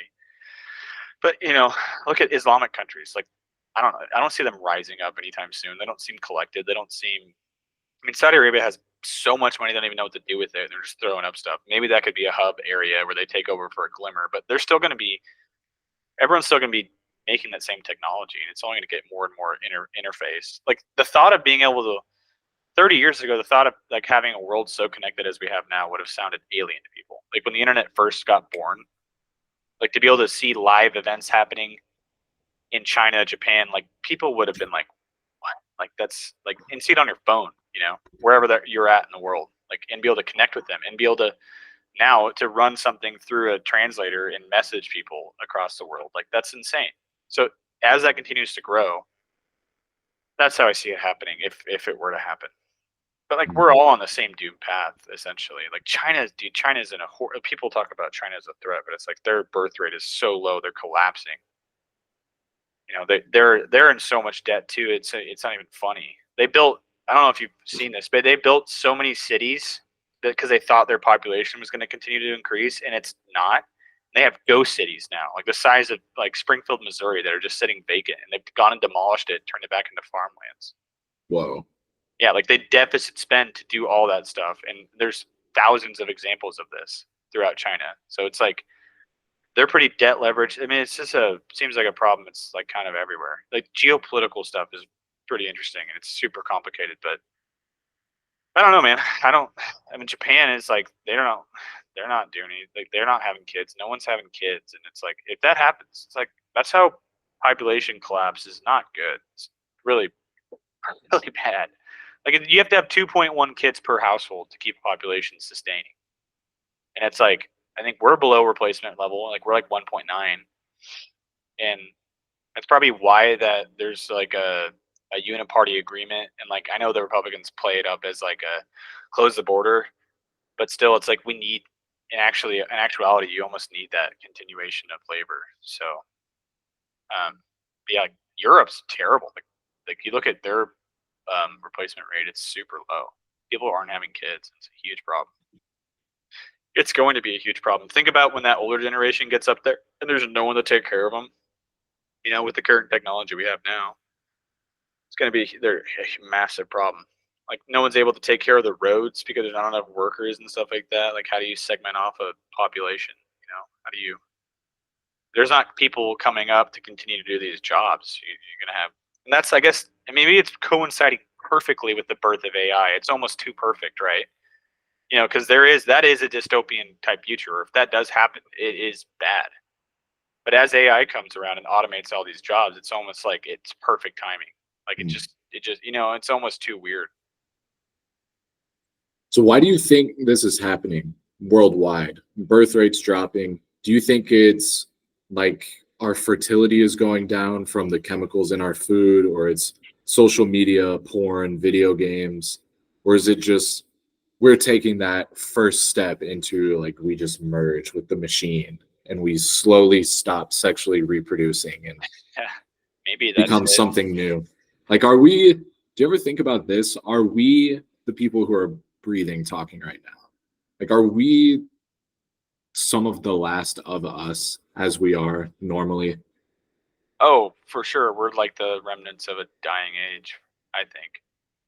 We're the last OG humans. Yeah, yeah. Pretty soon we're not we're even gonna almost be that. Soon we will be like android, like humans. Yeah, for sure. I mean, I don't know to what extent, but we'll be interfacing with a chip somehow, some way, it appears. Oh yeah, I totally agree.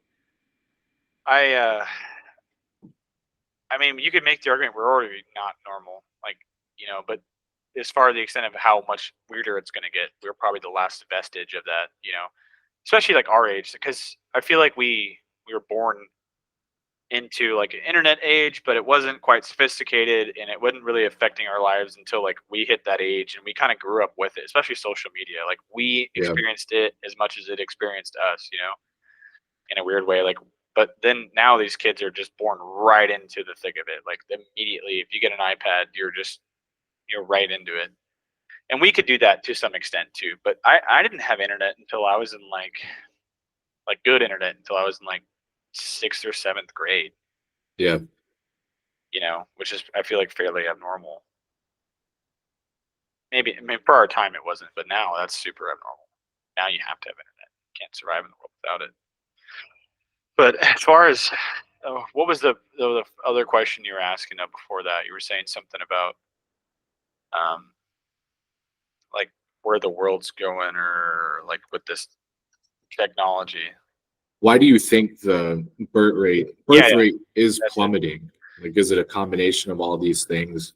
Maybe, yeah, probably. And I also think it's a little bit of hopelessness and a little bit of like, I think people want to wait for the perfect time, right, to have kids. Like, I mean, I'm definitely in that camp. Like, I want to wait till it feels good. But it's like, and birth control is a huge part of that. Like, everyone still has Yeah. sex, but it's like there's no almost consequence free to an extent. Like, you almost have to try it. Like, you really want to, if you want to get pregnant now.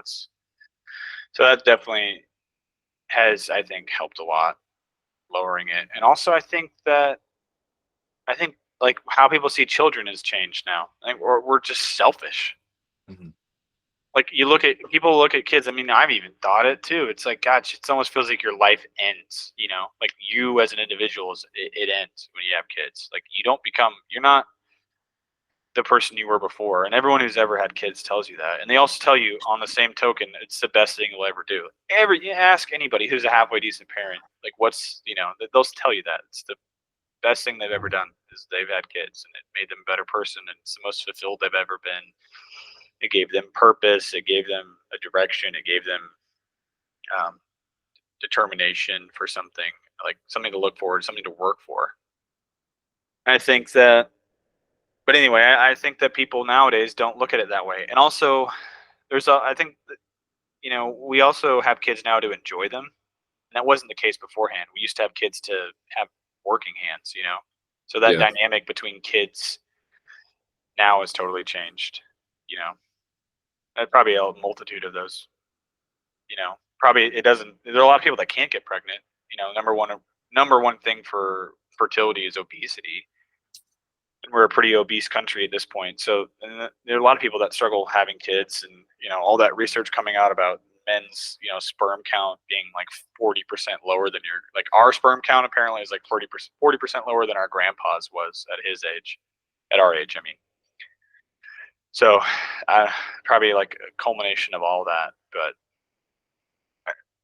it's like, I don't know. I feel like me and you talk about it all the time. Like everything around us is changing so fast, and like, we adapt. Obviously, like you don't spend every waking hour or every waking minute of your day thinking about it. But like you really sit and think about it. It's like, God, things have changed so much, so radically fast. And it's like, I don't feel like people actually sit and ponder that a lot. Yeah, I agree.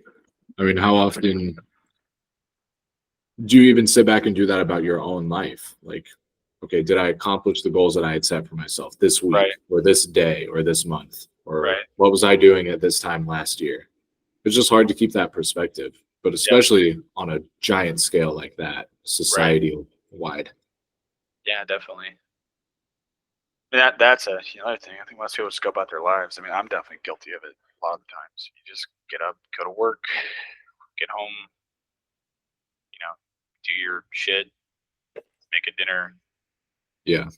Watch something, scroll on your phone, doom scroll for a bit. Yep. Go to bed, rinse and repeat. You can fall into that trap pretty easily, especially if you're not, in a good headspace. Like if you're not in a job that feels fulfilling to you and you're not enjoying work, which is a huge part of your life, you're not enjoying it, then you can easily fall into that, Every day just becomes monotonous, and then the time passes faster and faster and faster. Yeah, thinking of life like a chessboard. Like you move this piece to this square. Are you just going through your life just moving pieces around and you don't even know for what reason? Or are you treating it like a chess game where you do this for this next event to happen? Everything is calculated and for a specific reason. Do you have a plan for your life? And I think just taking the time to actually think about, who am I? Who do I want to be? What do I want to leave behind? Ultimately, what do I want my life to be? But that takes a little bit of effort to do and a little bit of quiet time to think about. And that is just a disappearing art. Oh, yeah. Oh, my gosh. Yeah. Yeah, you're never alone anymore. You got your Yep. phone on you. Even if you're by yourself, you're not really by yourself. For sure. Yeah, I mean, that's interesting, like what you're saying, thinking about planning out stuff like that. Like, yeah, I think you should plan out like your life. Obviously, you should think about what you want to do. You should think about bettering yourself. But I think you can also I know some people that have gotten lost in that a little bit, where like you start losing sight of the present and you start Mhm. looking so far into the future Oh that when yeah. you get the thing you've worked so hard for, you're not fulfilled. And that's one of the weirdest things about life, I feel like, too, is how many times, and take sports for an example, it's like, you want this so bad. You want to shoot this in golf. You want to do this thing Yep. and that. And then you get it done and you're like, oh, I did it. Mhm. It doesn't feel as fulfilling as you thought it was going to. Like, I feel like that's a huge part of life is how do you find fulfillment? How do you find the fun in the now, the present? You have to be present. I think it's incredibly Yes. important. But you also have to have an eye to the future. It's a balancing act that I think that I can struggle with that. I probably live too much in the present sometimes. I think you nailed it. Enjoying the moment is key. Enjoying Right. the day to day, or maybe have a end goal for yourself that is so good and you're so confident in where you're headed that you know that each day, regardless of what happens, even if it's hard or a setback, it's still a step forward into the life that you would like for yourself. Right. I agree. I completely Yeah, agree with man. that. Anybody listening out there, you're confusing yourself if you think that the journey isn't about just the day to day. Like, what's the saying? The journey is the destination, or whatever. Yeah, for sure. I mean, Like, there's it's so many all. examples of people that have conquered the thing that sounded, insane, you like, and they don't feel fulfilled at the end of it. So you got to figure out a way to get that. I don't know what that is for you. For me, it's, I think, family, friends, stuff like that, stuff that means something. For Being sure. around And people, having fun, whatever that means, but trying to have a good time, with whatever you're doing. yeah. And for me, it's setting myself up for those occasions so that I'm mentally free enough to enjoy them.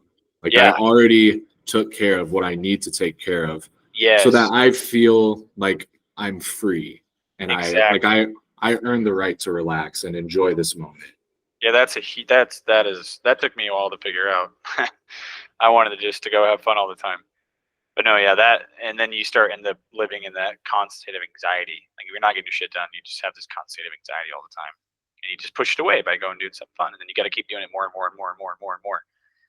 But in reality, like you said, like, getting your stuff done, get everything done, and then you can kind of, yeah, Mhm. I earned this. Now, whatever I was going to go do it sounded like a good time. Like, you can rest assured that it's like, I earned that.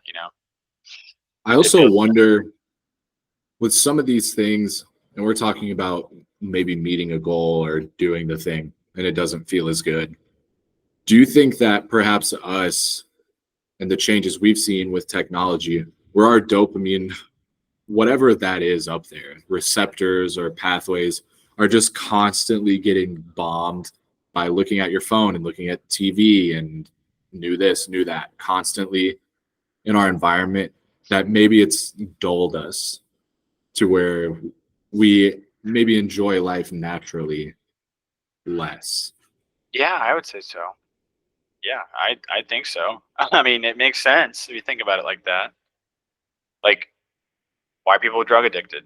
Maybe that's it. You can't get the dopamine you needed, because you're so bombarded, you're so wore out from it. Maybe that's why. Mm. I haven't thought of it like that. Yeah, because it is like it's addicting because it's fun. All that stuff is releasing dopamine. Even if it's causing you harm, which is weird because Yeah. it is. It's causing people harm, a ton of harm, especially girls. Like, social media for women is brutal. Yeah. And Dude, it I hope gets it to a don't. certain, I know where you're going with that. Yeah, I hope it don't. I mean, it's not that I would be disappointed, but God, it just feels scary to have a daughter I in the agree. It's world.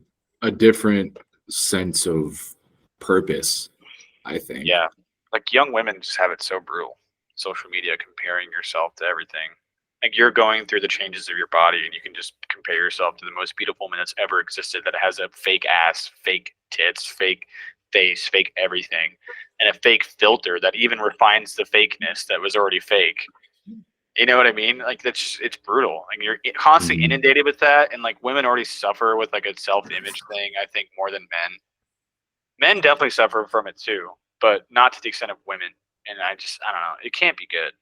I mean, obviously it isn't. There's so many studies that show that. You know. Dude, here's where I think it gets weirder. Is let's say the first company to have this technology, Facebook, Instagram, Snapchat, whoever it is, and they have AI, and they somehow make it to where you upload a photo of yourself, or let's say a young woman does, and it analyzes your face and your body features, and it like gets algorithmically perfect the dimensions of your face and your body, and it changes the photo for you to make you look so much better on the Instagram screen than you do in real life. So then, yeah. like you're incentivized to post more of your photos up there because the AI is making you look perfect. That already exists, but it's just people doctoring it. Like, yeah, like photoshopping their ass to make it look bigger. Yeah.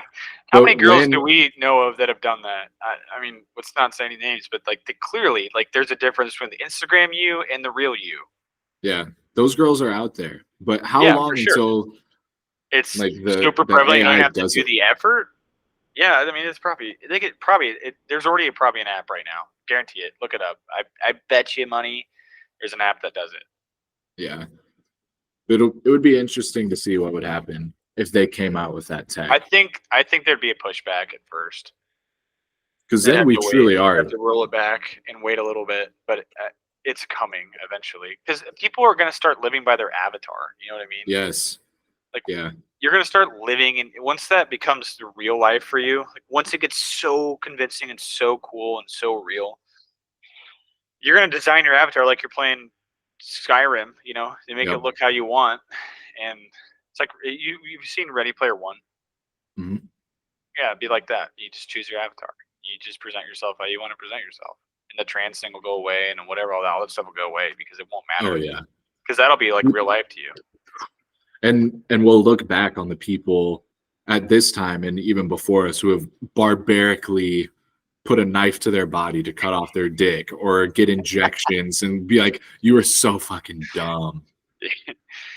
It will look barbaric, man. It truly will. Because at some point, you're right. We'll be able to just look however we want within the right. But I think there was a thought in like the early, like 2000, maybe 2010, 2011, that people were like, well, just science will get so good that they'll just be able to make you a woman. They'll change your genome. But like the more we get down that rabbit hole, it's like, no, that's not going to fucking ever happen. I don't think. Maybe not for a long time. But what will happen, though, is that the real world will fade away and this electronic world will become more important to you, and you'll have your avatar and you'll just exist how you want to in that setting. If you want to be a fucking My Little Pony, you can be a My Little Pony. There'll be a My Little Pony fetish world that people go and, you know, do weird stuff on, or like what is that going to do to people? That's going to like, what is that going to do to people? I don't know. I think we're really going down two separate paths as a species. Like the people who are going to stay in the physical reality that we're talking in right now, and the people who we just lose, which it'll be a certain percentage of them, but we're just going to lose them to the digital world, and they will just. What's weird though is if you think about it, like if you live in the digital world, you're not going to have kids, obviously. For you're not going to reproduce. So the only people actually producing children will be the real people. It's almost like people that are like, oh, Christians suck. There's, you know, whatever, or like religious people are the worst. But like, if you look at the world, the only people having kids are religious people. And even only if half of them stay religious, well, it's like, well, it's just going to be religious people producing. Mm-hmm. Because they're actually way above replacement rate. But like non-religious people don't have kids. So it's like they're almost like producing themselves into like non-producing extinction. Themselves. Yeah, extinction. Yeah, if you think of it like that, yeah. It's so weird to think about. Yeah, there's so many different like rabbit holes you can follow down with this. Like, where does this lead? Where is it going? I I think know. it's going there for sure. But that's something I hadn't thought about though. I just kind of was thinking like, oh, that those people aren't going to be having kids, so there will be the real right people that actually have the kids, and they're going to be like some cult like zealots that people talk about, and like, they don't even have the internet. They don't even go on the internet. Ew. They're gonna be like the Jonestown people. They're gonna be seen at just like that. Like people will think they're so weird. Meanwhile, the Amish will be just chilling, man. Yeah. Yeah, these are very first world problems we're discussing. Yeah. But eventually, I mean, people in fucking middle of nowhere still have flip phones, at the very worst. Like it's still it's still ubiquitous. It's become ubiquitous. It's literally everywhere now. Like there was a time there where it wasn't, but I think it is now. This is a weird timestamp in history. Like, think about what we're really doing. We're just recording a simple conversation between ourselves, documenting a moment in time. Yeah. Put this out to the world. Put it out to the Ruskies, the Russian listeners. Gotta shout them out.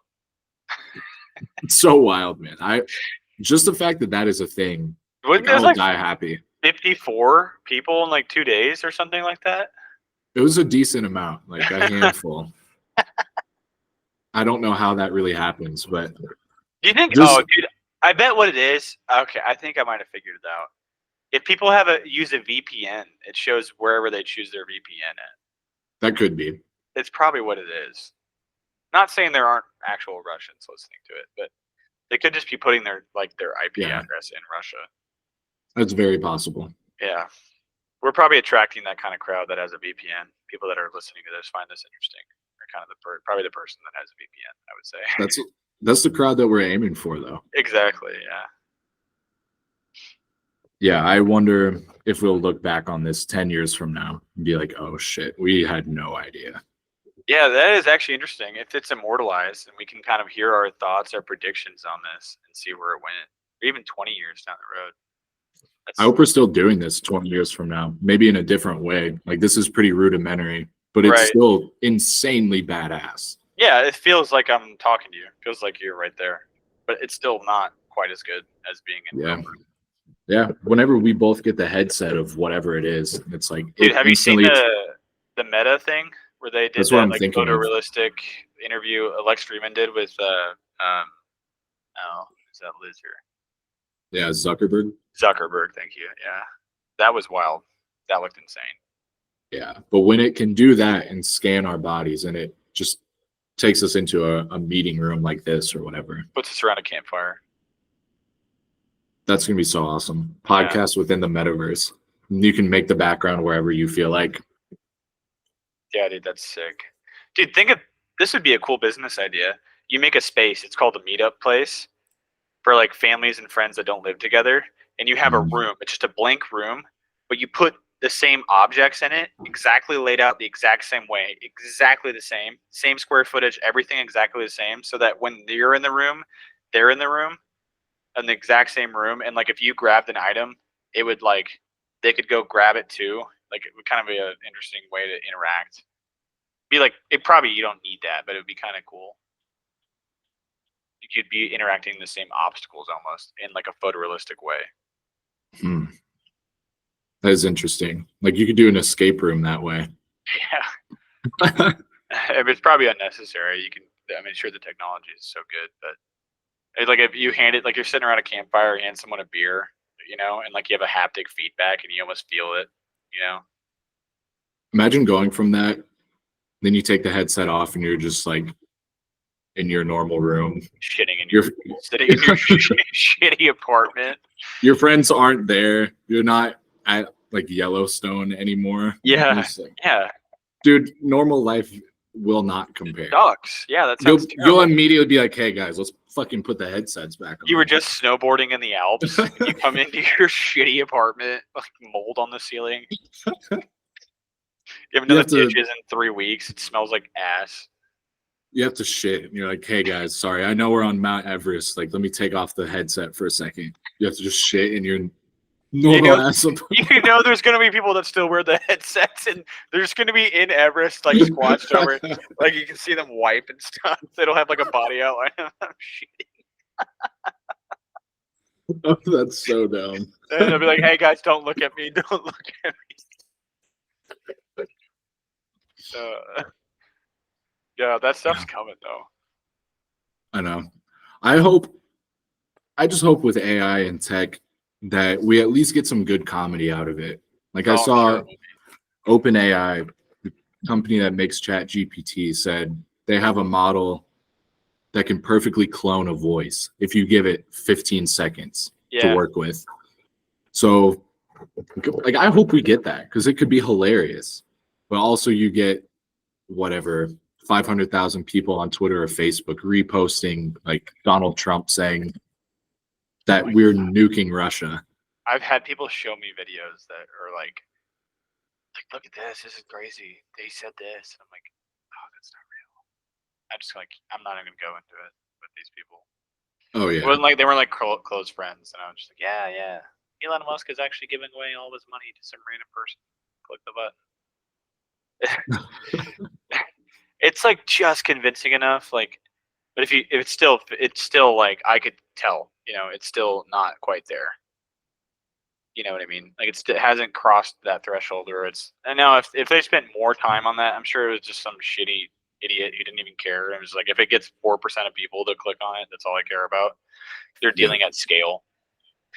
Those scammers, like you just work at scale. Eventually, some idiot will fall for it. So, but yeah, it wasn't quite perfect. You could tell. You can still tell when they deep fake Biden talking about something dumb or Trump. It's not, the cadence isn't just perfect. It's I don't know. Yeah. So, how long until you just can no longer go online?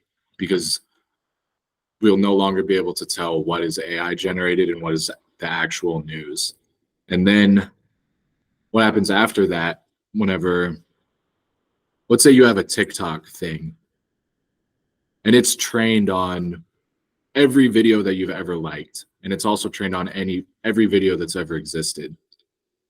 So right now, if you get on TikTok, you're still reliant on a human being that made the video and uploaded it and you watch it because you think it's cool.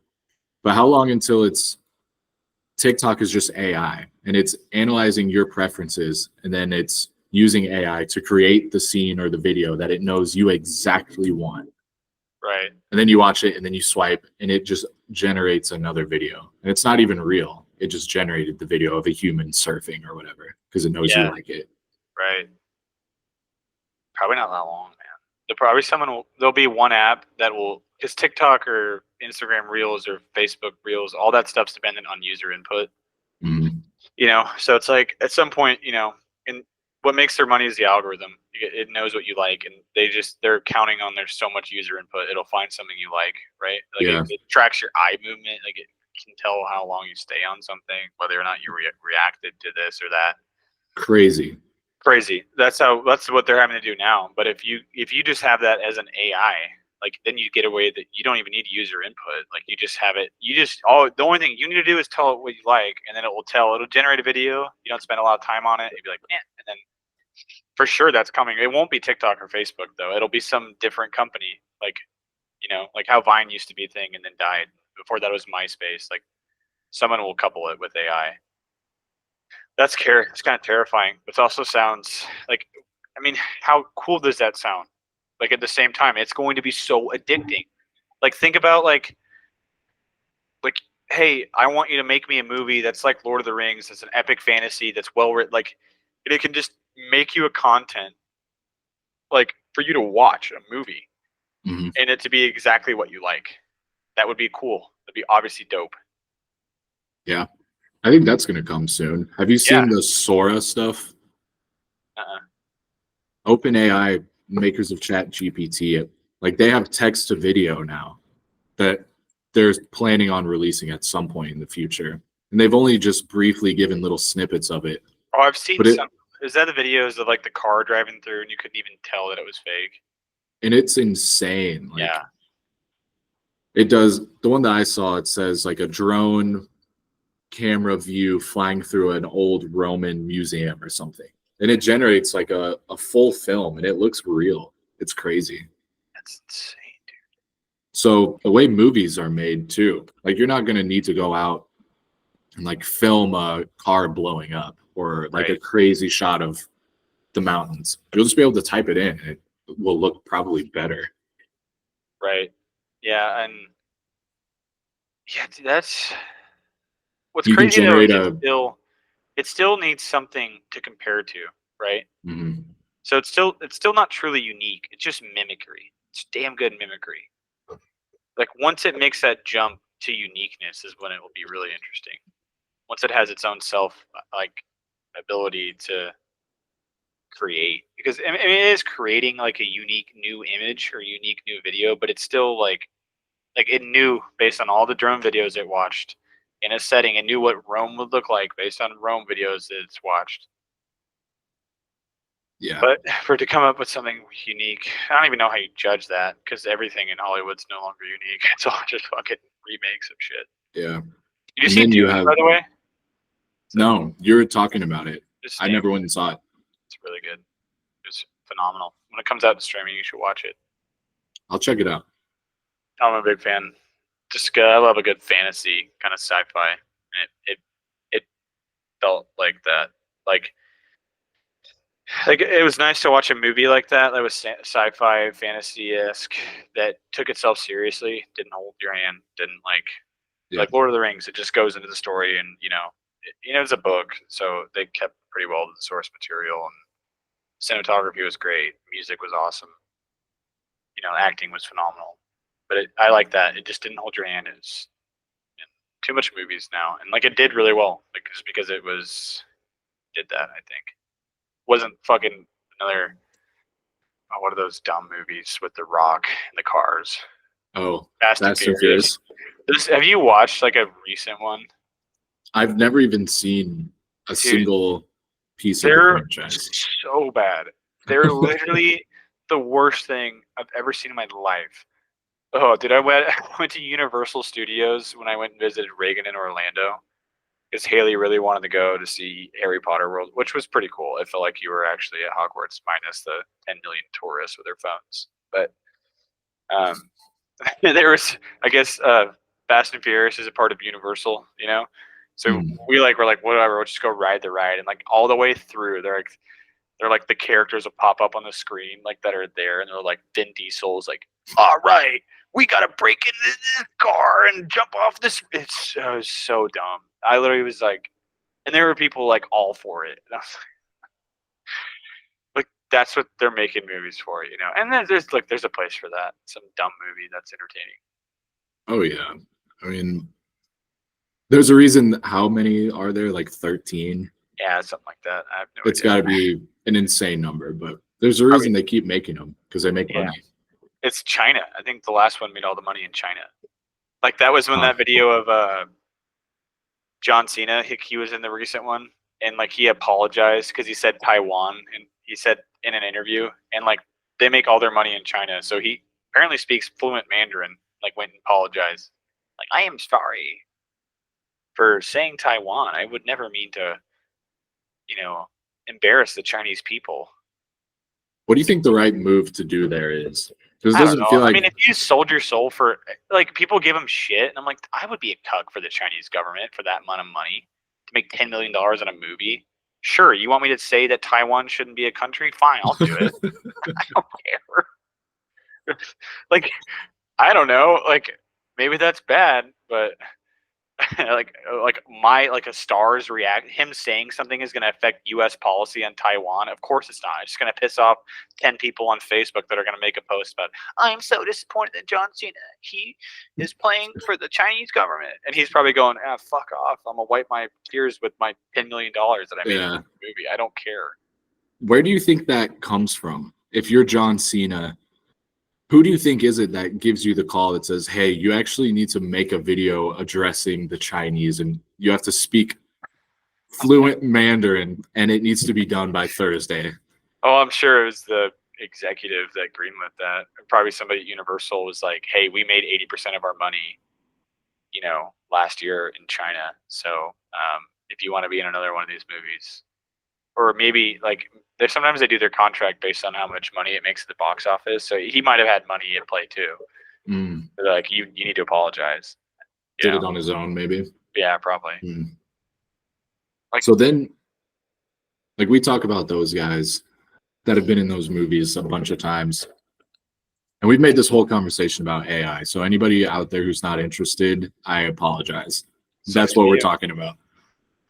How long until you get the perfect AI character and you can generate Tom Cruise, but he's actually more handsome and you can make a character look exactly like you want? And then brands start making their own ambassadors that are perfectly styled in this fashion. You no longer have to pay Kim Kardashian $1 million to wear your clothes. You just use AI to generate like a perfectly personable, charming brand ambassador. But what's interesting about that though is like what we're saying though, if the AI app is specifically designed for you, then your AI person is going to be different than mine. And all star power comes from being known. Like you have to be well liked and well received. True. So in some way, it's almost like you have to start real, or they make it so they figure out, hey, this person will be 25% of people it'll go on 25% of people's algorithms, put it into the system. We know that, this person would be on 10%. That's good enough for these companies. They already said like it fits their model. It fits, this person's like an ex-Navy SEAL badass. He's gonna do the Black Rifle Coffee ads. They already bought his image for their advertisements. Let's throw that into the app that'll pop up on 35 million people's feed tomorrow. And then, it'll be like subsetted out, I think, based on what people like, rather than just if you see Leonardo DiCaprio, now everyone knows who he is. Like you get him, that's a big name, and that'll garner a decent amount. But I feel like, but the answer to your question, I feel like we could already do that now. Like we already have the tools. It's just a matter of legality. Like, do you currently have the right to your own person? I would assume so. Like you can't just like. I don't know if there are any laws in the books, though. I don't know anything about that. That's another thing that's going to be super. You have a right to your own likeness, I guess. Is that copyright? Even though you don't have to copyright it? Yeah, how they're going to do copyright with all this stuff is going to be just a giant mess and probably a joke going forward. I feel like the concept of it is just going to go away. Yeah, for sure. Besides maybe intellectual property, because somebody created that. But if it's AI creating it, then it gets weird. If AI creates like some device or something, is it copyrighted to the company that owns that AI, or is it copyrighted to the, you know what I mean? Then then you have some weird legal questions that we're gonna have to walk through, and I'm sure we'll at some point get walked through. There's so many different avenues that this opens up, that like so many different things that are interesting. But I do think it's funny, though, when people get mad about a celebrity saying a thing or two. Like, they do it for money. Like, how dare they? And it's like, you stupid idiot. You make $48,000 a year. You do the same thing. You'd sell your soul to do that. Yeah. Like, like people bitching at Travis Kelce for the Pfizer commercials. And they're like, Travis Kelce. Hey, I'm in that camp right there for sure. I thought it was stupid too, but at the same time, I would go do it. If they offered me $1 million to do that, I'd be like, sure. That's different, man. I feel like that. I get your point, but I feel like when we're talking about the COVID vaccine, at least for me, that's different than like Tide Pods or something. Or that where you do have a bit of a moral, like you'll die for something to an extent. Not like literally die, but you wouldn't sell your soul for something you strongly believe. Well, I would want to know, okay, did he get it? And did his teammates get it? Like, your body's worth... He had to have gotten it. Yeah, I assume most of them did. And they had to have given him an absurd amount of money. Insane, I bet. Like, probably more than he makes playing football. Oh, probably. Or because close. He just comes off as like one of the biggest douchebags I've ever seen on television. I'm not personally a fan. I think he's kind of an asshole. But, it kind of fits. He's probably just like, whatever. Yeah, I don't give a shit. It kind of fits his type, I guess. Well, yeah, I can go on about that one. But there's just a few things that it bothers me.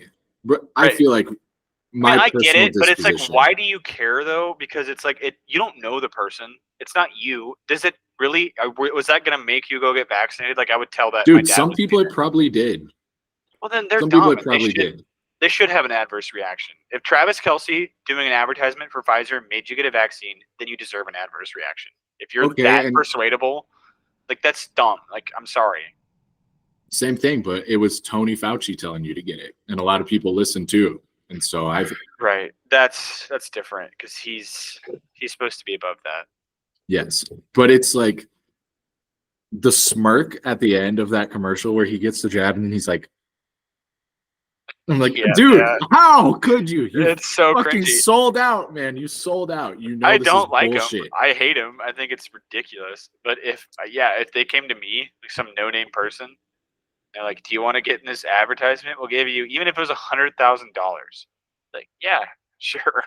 Dude, I refuse to believe that about you. You know that. Dude, I would, and then I would go on YouTube and be like, "Yeah, I'm not a fan of the company. I just took the money." And then we find you hanging from a fucking tree. Yeah, probably. They'd probably kill me.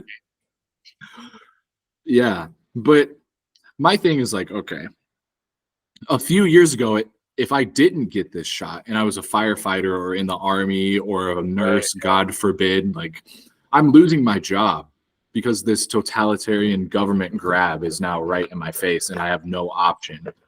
And then fast forward 2 years later and fucking Travis Kelce selling it to me on the Super Bowl commercial. Are you kidding me? Yeah, and also, who's still getting a COVID vaccine? I want to find that person and have a conversation with them. Like, right? If you're still getting that vaccine to this day, you have mental disorder. You have a mental illness. If you're not 85 and severely immunocompromised, if you're getting that vaccine, if you're a relatively healthy 28-year-old, you sold your soul to the religion of wearing a mask. You sold your soul to the idea of that, like, I'm better than you because I'm doing my part. Like, it's self-aggrandizing. It's bullshit. It's dumb. You think you're more important than you are. You know what I mean? It's like that kind of a person. It's just like, I'm better than you. I'm doing my part. I got maxed. Dude, and don't forget that the last video that we made talking about this shit is now labeled. You can look it up on YouTube. Yeah. This is potentially misinformation. So yeah, that's true. That's fucking hilarious. What other subject do they do that about? Like, you can say that fucking walking on the grass gives you cancer. Yeah, I mean, you could nothing say would happen. Crazy shit. You could literally say, I mean, I could say, you could, like, literally anything. Like, think of anything. You could say the Nazis invented. I don't know. Go down any rabbit hole you want. It's fine. But God forbid you speak about the vaccine. It's like then it hits you up, and that drives me nuts. It's like, who do you think you are that I need you to tell me that something is misinformation? I will decide whether or not I think it's misinformation. I'm capable and intelligent of deciding what I think is true or false. You're not some fucking important overlord. It's just people in. I don't know. I think it's just that self-aggrandizing. They think they're better than you. They think they know more than you. And it's truly insane, though. I cannot believe that they put that on your video. Like, and it must be AI scram, like, going. Do you think it was that, or I don't know? I don't know, but it makes me feel weird. Like, are we in America? It's great that the video's still up and that we have the right to have this conversation. But does it get demonetized if that happens? No, it's not demonetized. Okay. But just the fact that the place it takes you to as the supposed end-all be-all of what is correct is the CDC website, and the first thing it says is vaccines are safe, free, and accessible, or whatever. Right. And dude, I'm a vaccinated human. Like, I got all the shots as a baby that I'm sure you and everybody else did to go to public school or just be a normal, like, for the most part, I bet you 99% of vaccines are pretty effective for what they do. Right. But why is it this one occasion where I'm like maybe not so sure about injecting a potentially synthetic man-made coronavirus made in a Chinese lab and getting a synthetic version of that and injecting myself into it when we don't have any studies on it? Right, and it's a new form of delivery method. It's like a new vaccine. And so Yeah, I just there's wonder. plenty of alarming data. But I will say, in defense of the vaccine, I would say that it's probably the safest drug that's ever been put to market if you look at it through the lens of how many people took it. And I Right. know that there's obviously health consequences and a lot of weird shit around the edges, but it's not like we all turned into zombies and people died the next day. Yeah. So in their defense, like clearly, like it was fairly safe. But I will say, going into it, they had no fucking clue whether or not it was going to be safe or not. And what to me, take the safety aside out of it, I would have been Yes. like, whatever. I don't mind the safety thing because it's like, how are you going to know? But the only reason I did it is because you effers told me that it was gonna stop the spread, and it's like do Yes. it to save grandma, and that was a bold-faced lie. And the fact that no one goes to prison for that, no one gets in trouble, there's no I agree. government oversight for that. Like, how? How was Anthony Fauci and the people at the CDC who straight up lied, and Pfizer for the most, they were the ones who did it, and Moderna, these companies. Yes. I mean, part of the deal was they have 75 years. All the data is locked behind a wall until we're all magically Tell me why. die. Like, So really. we're all dead. So I'm supposed to trust this. Right. Like if I'm supposed to trust that this is safe, free, and effective, then show me that it is. Make Exactly. the data available. Don't make it until this generation already dies, because that shows me that something's wrong. Right. And the fact that there is so much pushback about just this one topic, like, Right. why is there even a need for that pop-up to come up on a video about a vaccine 4 years later? Like, we're still doing this. Yeah, like for real, people. Like, God, no one talks about COVID anymore. You know what I mean? It's dead. Like me and you are people talking about it because we still think that it's insane what we went through. Like the Yes. totality that we just experienced, like totalitarianism that the government just tyrannically said that through the OSHA. They mandated it through OSHA. You had to get vaccinated. Yeah. Like this clear overreach. You know, it's insanity. And I For get sure. like you can choose not to get vaccinated, but then even nowadays you couldn't put your kids in public school. So it's like, yeah, you can not get vaccinated in this country, but it's like you become a second-class citizen. You know, it's like you know, whatever that Dr. Well, Seuss there for a book was, while you were, yeah. Like where you got in remember that? California, you had to have your vaccine card. That's yeah. where it's like, okay, this is going straight Orwell dystopian really fast. Right. And look, they got me to do it. I gave them one benefit of the doubt, and I'll never do that ever again. And what they don't understand is the damage they did to their institution, which we already like didn't trust institutions in this country. But like now the health department, like the CDC is like, let's say that like, you know, I was seeing reading this article that there's been a recent ovarian flu has jumped for the first time to cattle. Yeah. I don't know if you saw that. Mm-mm. But it's the first time it's made a jump from another species from bird. It was just bird flu, you know, forever. Well, now they found it in cattle, and we had to euthanize a shitload of cattle herds. It popped up in 6 different cattle herds. And so let's say that actually does make the jump to humans, and we have a real pandemic on the idea that it's really lethal. Well, then the next time something happens, they've blown all their trust, and people aren't going to do that, and then it's going to get really fucking bad because they chose to lie, and they could have chosen not to. Yeah, you know what I mean? and they exposed the business model of it. Yeah, we were talking about this, like for sure they overplayed their hand in showing that just how for profit this enterprise has become. Right. And you're right. Like the getting vaccinated part, I have no issue with. I personally didn't, just because I thought I'll take the risk, just kind of ride this out and see what happens. Yeah, and I wish I would have done that. Because But turns out it's worthless. It was the totalitarian aspect of it, like the threatening aspect of it, and the fear mongering by our own government officials that made it just totally insane to me. Like the White House press statement that says, if you're vaccinated, you're good. Thank you. Good job. If you're not, you will face a severe winter of death. Death, yeah. Is this fucking Lord of the Rings? Is this Game of Thrones? Like, truly, what are we talking about? I mean, okay, like think of it like this. Like, say switch their parameters up, and you put a YouTube video out there saying, abortion's good. Everyone should get an abortion. There's nothing wrong with abortions. Everyone should have one. And then all of a sudden at the bottom of your YouTube video, there was a line from the Catholic Church that said, this might be misinformation. Abortion's an evil sin, and Satan will overtake your body. You'll be possessed by forever by Satan.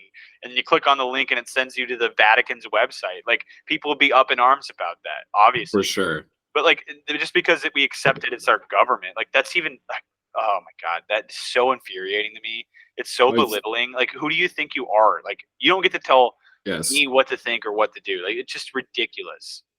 I think that ties into what you were saying about the death of God and death of religion, because now people have turned to Papa government and the CDC as this is the end all be all, or the progressive movement on the left. Like, people are just giving themselves to these social movements and causes really blindly. Right. And what I don't like is, like, why does it have to be why do I have to celebrate you? That's what I don't like about it. Like, I'm totally on board with you doing what you want to do in your life. Like, I don't care, genuinely. Like, this, I can make an argument whether or not I think it's morally good or bad. And I think, there's an argument to be had there. But as far as, like, legally, I don't care what the fuck you do. As long as it's not me, don't care. But also, on that same token, you don't get to tell me what I can or can't do to you, or as far as, like, verbally, obviously, like, physically. But I just can't stand, like, that. You have to celebrate. You have to celebrate it. It's good. It's good. And it's like, yes, all change is good regardless. And questioning it is bad. Yeah, and that's what I don't like. It's like, maybe just chill the fuck out. Like, calm down, please. Bring the tenor down a little bit. Can we all just, like, take a breath, calm down for a second? What do you think it takes? It's just the fanatical, like, you have to be okay with this. We're gonna force you to be okay with this. You know what I mean? Like, we're gonna teach your children this. Like, we're gonna, like, that conform to the ideology, like, or be cast out. Like, that's what I don't like. It's like, I'm with you. Do what you want, man. Whatever makes you happy. I don't have everything figured out. I don't care. If that makes you happy, go for it. But you don't get to then that I have to then sit there and applaud for you after you do something. You know what I mean? We can get into treacherous water here really quickly. I'm trying to mince my words to try to, you know what I mean? I just want to, if we get anything wild, we can fucking cut it out. But how, bro? What clown fucking world are we living in? Truly a South Park episode. Imagine you are the ESPYs or whatever, and, like, you're a woman who maybe served in fucking Iraq, and you saved 80 people's lives or whatever the ESPYs are. Right. And you're like, I fucking sacrificed everything I had. I've been an amazing humanitarian. I've donated money, whatever, maybe an amazing athlete on the side. And I'm up for an ESPY, and I really hope I win.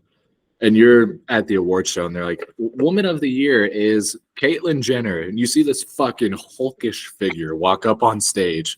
You're like, what the fuck? 10 years ago, I saw you win gold in the Olympics. Like, you were the best male athlete on the planet. And now we as a society, we are saying Woman of the Year is Bruce Jenner, Caitlyn Jenner. Like, oh, bro, you can't dead name. That'll get you demonetized. I understand the concept of, like, being progressive, and I'm all for, same as you are. Right. I feel like that's the cornerstone of conservatism. Like, truly, other people can do whatever they want. I don't care. I'm not for stripping you of your personal freedom. You're free to do whatever you'd like.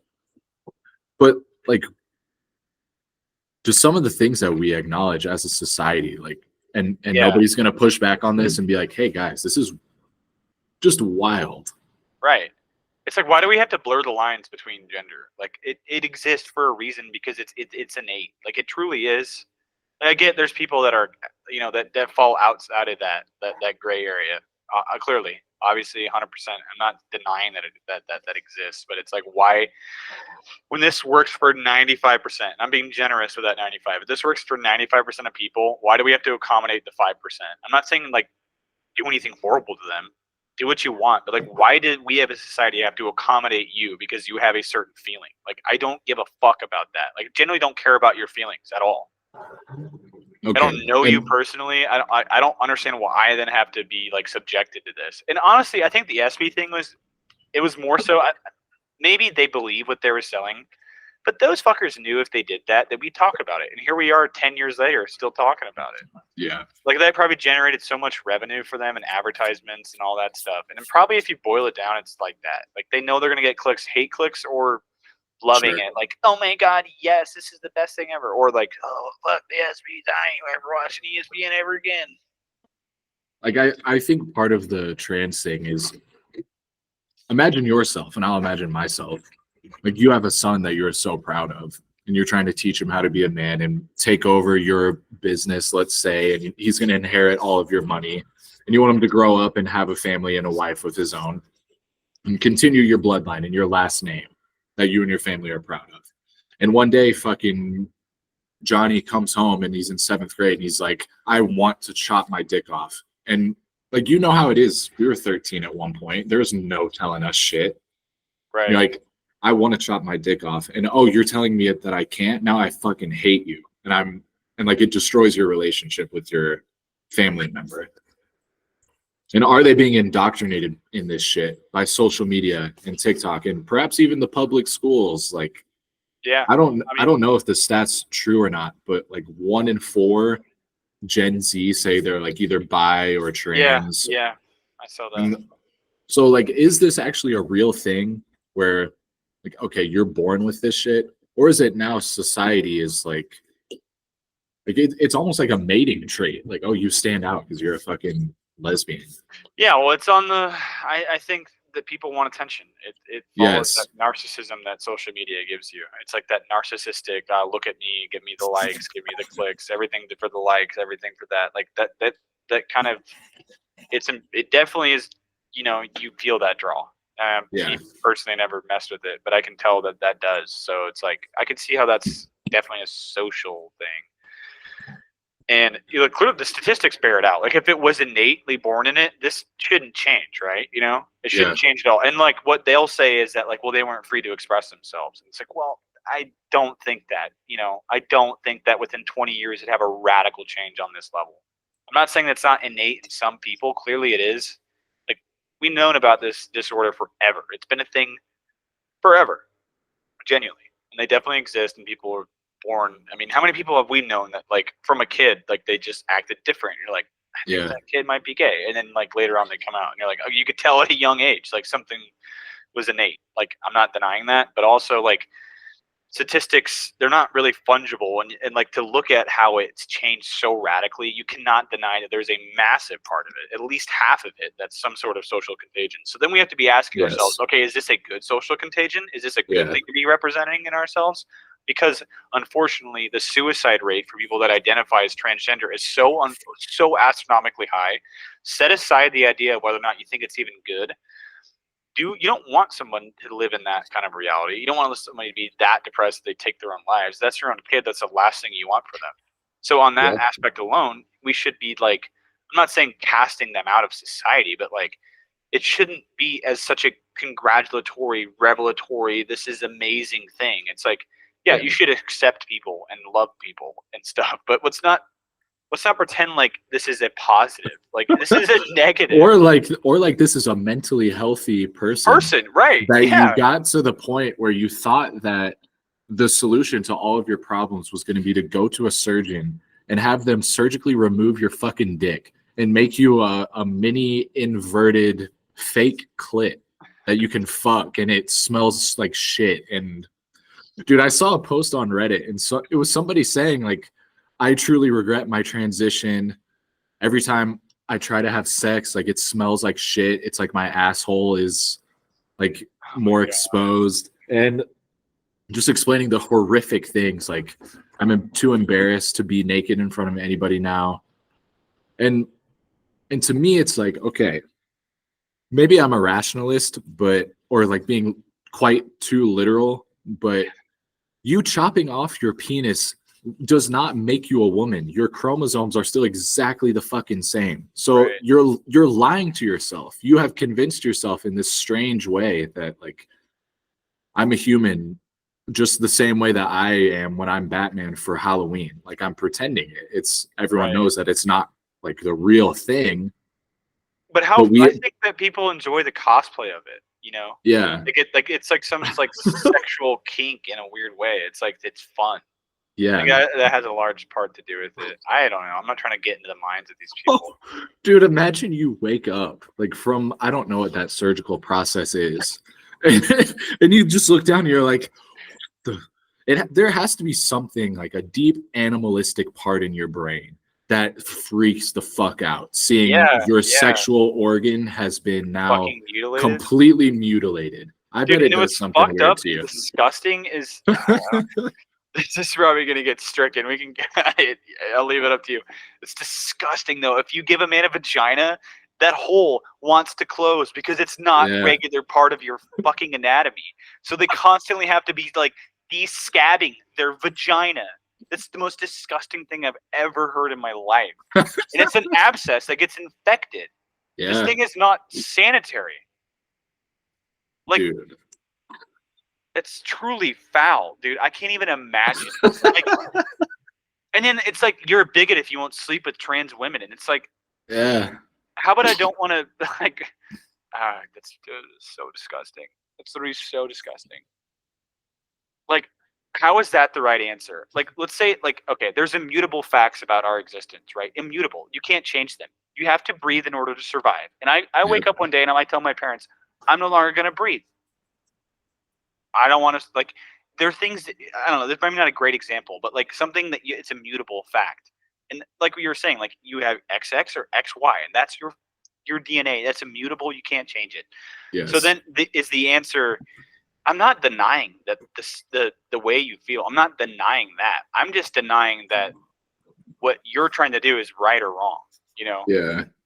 Like it's like if you look at the statistics on suicidality after surgery and pre-surgery, it's the same. So these people, you know, they're clearly in a really bad headspace. They're suffering through something, and it's like, you know, okay, so and then on top of it, you're gonna cut off, you know, their genitals. They're gonna change the way that their body's hormones regulate, especially for women, and they have to have a hysterectomy, and that totally changes the way you regulate your hormones. Everything, it just fucks people up. And before you go through puberty, I've read some horrific studies about young men who go on puberty blockers because they don't want to be, you know, whatever, they're going to transition. And then they go to have the sex change surgery. And because they didn't get endogenous testosterone in their system, their penis didn't get large enough to turn themselves to even get the vagina. So then they're sterile for the rest of their lives, or they were going to be sterile. But then they can't achieve an orgasm from this, you know, because they were given these chemicals so young that they literally, for the rest of their lives, they just miss out on that. Like, that's a part of their life they'll never get to experience. Gone forever. And let's not act like that's not a massive part of your life. But it is. Unfortunately, for men especially, that is a huge part of your life. It drives so much, like, of what you do, unfortunately, our animalistic brain. Just chasing that feeling. Yeah, and it's horrific in nature, but it's also not at the same time. Like, I don't know how directly to, I don't know, get how I feel about it out. But to deprive somebody of that, and like, it's not okay. That's really horrific. I agree. And for young, like, women that change too, like, they lose that at a young age. Like, if they you know, start taking testosterone, they don't develop, and then they'll lose the ability to orgasm and all this stuff. Like that, I don't know. That's not okay for kids. And, you know, I think the UK just banned gender surgery for minors. I saw. Which I'm totally for. You can't get a fucking tattoo until you're 18. You can't drink a beer until you're 21. You can cut your dick off. Like, what world do we live in which that is a rational thought? This is the question that I'll ask you, because it's what's popping in my mind. Like, why do you think this dichotomy of the sexes and gender exists? Like, we can take it further back to, like, really the beginning of life. Like, it's somehow separated into male and female that come together to have sexual reproduction. But, like, why that dichotomy even exists in life? Like, is that a universal thing? Is the universe, like, part male, part female? Because at least many things that I feel about, like, a god or a universe-like figure is that it embodies both elements.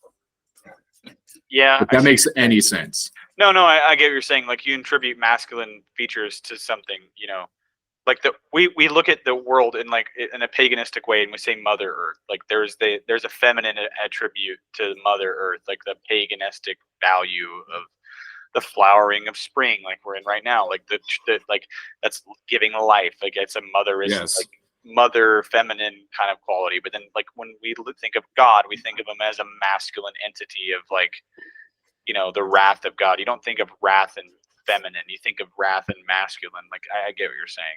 It does seem to be innate, or is it something that we've attributed to it because we have an innate attributes for masculine and feminine? I don't know. Did we pick up on it because we were, you know, just already keyed in onto that based on our experiences with, you know, men and women?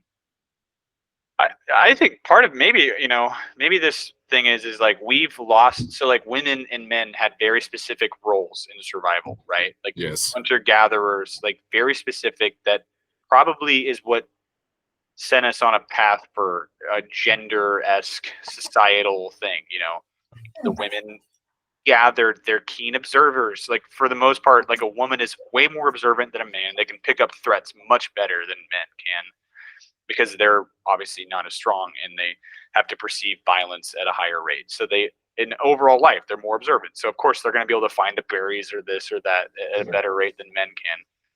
But now that we've removed that nature of what we came from, I wonder, like in this modern life where we're not surrounding that, I wonder if that's what's leading to some of the destruction of the barriers between men and women. And, you know, also like, you know, women used to stay at home and take care of the kids. Now that people aren't having kids, it's like a loss of, you know, purpose in a way. Not saying that that was good, obviously, but, you know, it's just like these probably are like 4th, 5th level consequences of something that we were already headed down. Yeah. And then to have a society that's like embracing it, I think is obviously the problem. Yeah. And But just like, dude, have you read about that swimmer, Dylan Thomas or whatever? yeah. And like he's beating these women by like 10 seconds, and like the average race is like won by like at most a half a second, and then they're like giving him an award and stuff, and like I just misgendered him, so we're probably gonna have to cut all of this out. But dude, it's fucked up because here's this woman who trained her whole life and has dedicated every ounce of her talent to be the best in the world at her age. And she got robbed of something because some weak fucking man who was like a 400th level swimmer can go dominate women. Like that's not okay. Yeah. It's just it's really like that makes me think when I have a daughter, like if that were to happen to my daughter, like I would freak out, dude. That would make me so angry. Like just because some narcissist wants to compete against women to like to fill some void that I want to be a winner because you can't beat regular dudes, even though was a great swimmer and was 400th in the world. That's an accomplishment of itself. Like, you know what I mean? Like it's just, that shit is, it's insane to me that it's so celebrated. Like instead of looking at the person that it pushed down, like now she doesn't get to experience what it felt like to be a winner. She put in the hard work. She's the freak 1% of her population group, you know. She's the one who should be celebrated because she's the one who had to do all that extra work. And here comes a man and steals it, and that's okay. But he claims he's a woman, so now it's like it trumps that. Like, what happened to feminism? What happened to that idea? That is not feministic at all. That's destroying of. For sure. Like, if you follow this rabbit hole down, women's sports is gone. Yeah. Like at any level, men will dominate. Yeah, and to say that it's, like you said, celebrating whatever you want to call it, femininity. It's actually not. It's doing the exact opposite. It's devaluing. Like she's the one who worked her ass off. She's the freak of nature for her group. But unfortunately for her, a 400th ranked man will kick her ass. That's just cold hard facts of reality. But it doesn't devalue what she did. You know, she's the actual, you know, she had to do all that. I mean, obviously she had innate talent, but I guarantee her work ethic is so much higher than that piece of shit's. Yeah. I just wonder when that moment for our society comes, because it feels like it has to. Somebody will have to set their foot down, and then we as a nation will have to acknowledge that, okay, if this is going to be a thing, we have to have rules for it, and that rules are okay for this thing. And then how do we work out all that constitutionally and personally? have you met somebody genuinely talks to people that's like, yeah, I'm all for biological men competing against women? I haven't personally. I think it's an 80-20 No. thing. I think the 20 is so loud that it just dominates the conversation. But I think most people agree with what we're saying, but are just too scared to say it. And also, like, if you already have a company like YouTube that'll censor this video or, devalue it, demonetize it, so it decentivizes you to talk about it because you would lose money on it. And that's how you sway opinion, is you just make people afraid to say what they feel. I think it's the 80-20 proposition personally. I'm not saying all the trans thing is. Like, I think it's probably more split down the middle. But as far as like when it comes to kids, I think that's an 80-20 thing. When it comes to teaching them about it, I think that's an 80-20 thing. And I think especially when it comes to men competing against women, that's an 80-20 thing. Yeah. Maybe not. Maybe I live under a rock. Maybe I live in a conservative area and I'm inundated by that, but I don't think so. Yeah. Well, if you're most people, what do you hear and see more of? Conversation between two normal American people like me and you just having a conversation, or the sensationalist thing that's on the internet that you see the first thing when you wake up in the morning and immediately get on your phone. Right. The one way or the other. Yeah. Like, it pigeonholes you one way or the other. You're going to see some sensationalism, and there has been on the right, like some sensationalist stories about trans stuff that's like, okay, you're going over the top. Or like same with the left, obviously. Like in the way they accept it, worship it, it seems. Yeah. And we were talking about another thing we can totally cut. We were talking about the Trans Day of Visibility being on Easter. Like, oh, yeah. Do you think that is pagan in origin and calculated? Yeah. Or are you buying what the White House press secretary, who I don't know how they pick the most people for that job that make me not want to listen to them. Like, nobody who has that job comes across as transparent and trustworthy to me. Right. But they say it just happened to align on that day. And Easter Sunday changes every... Yeah, it does. But it's like, I don't know, man. It's like you grow up in a conservative era and you hear about people talking about demons. You're like, okay, that's stupid as hell, But then it's like sometimes when it presents itself like that, you're like, maybe that shit is demonic. You know what I mean? On Easter Sunday, the most holy of days in the Christian calendar, the day that Jesus resurrects, the thing that makes the New Testament a story to continue to read is that he resurrected. Because if Jesus dies, then that doesn't matter. None of what he said mattered. The only thing that matters about it is if he comes back. So on that day that Christians celebrate it, that same thing happens, like in a slap in the face of that. Like I'm not saying it was like a tool, like they literally are demonic worship Satanists, but it's like, it's weird.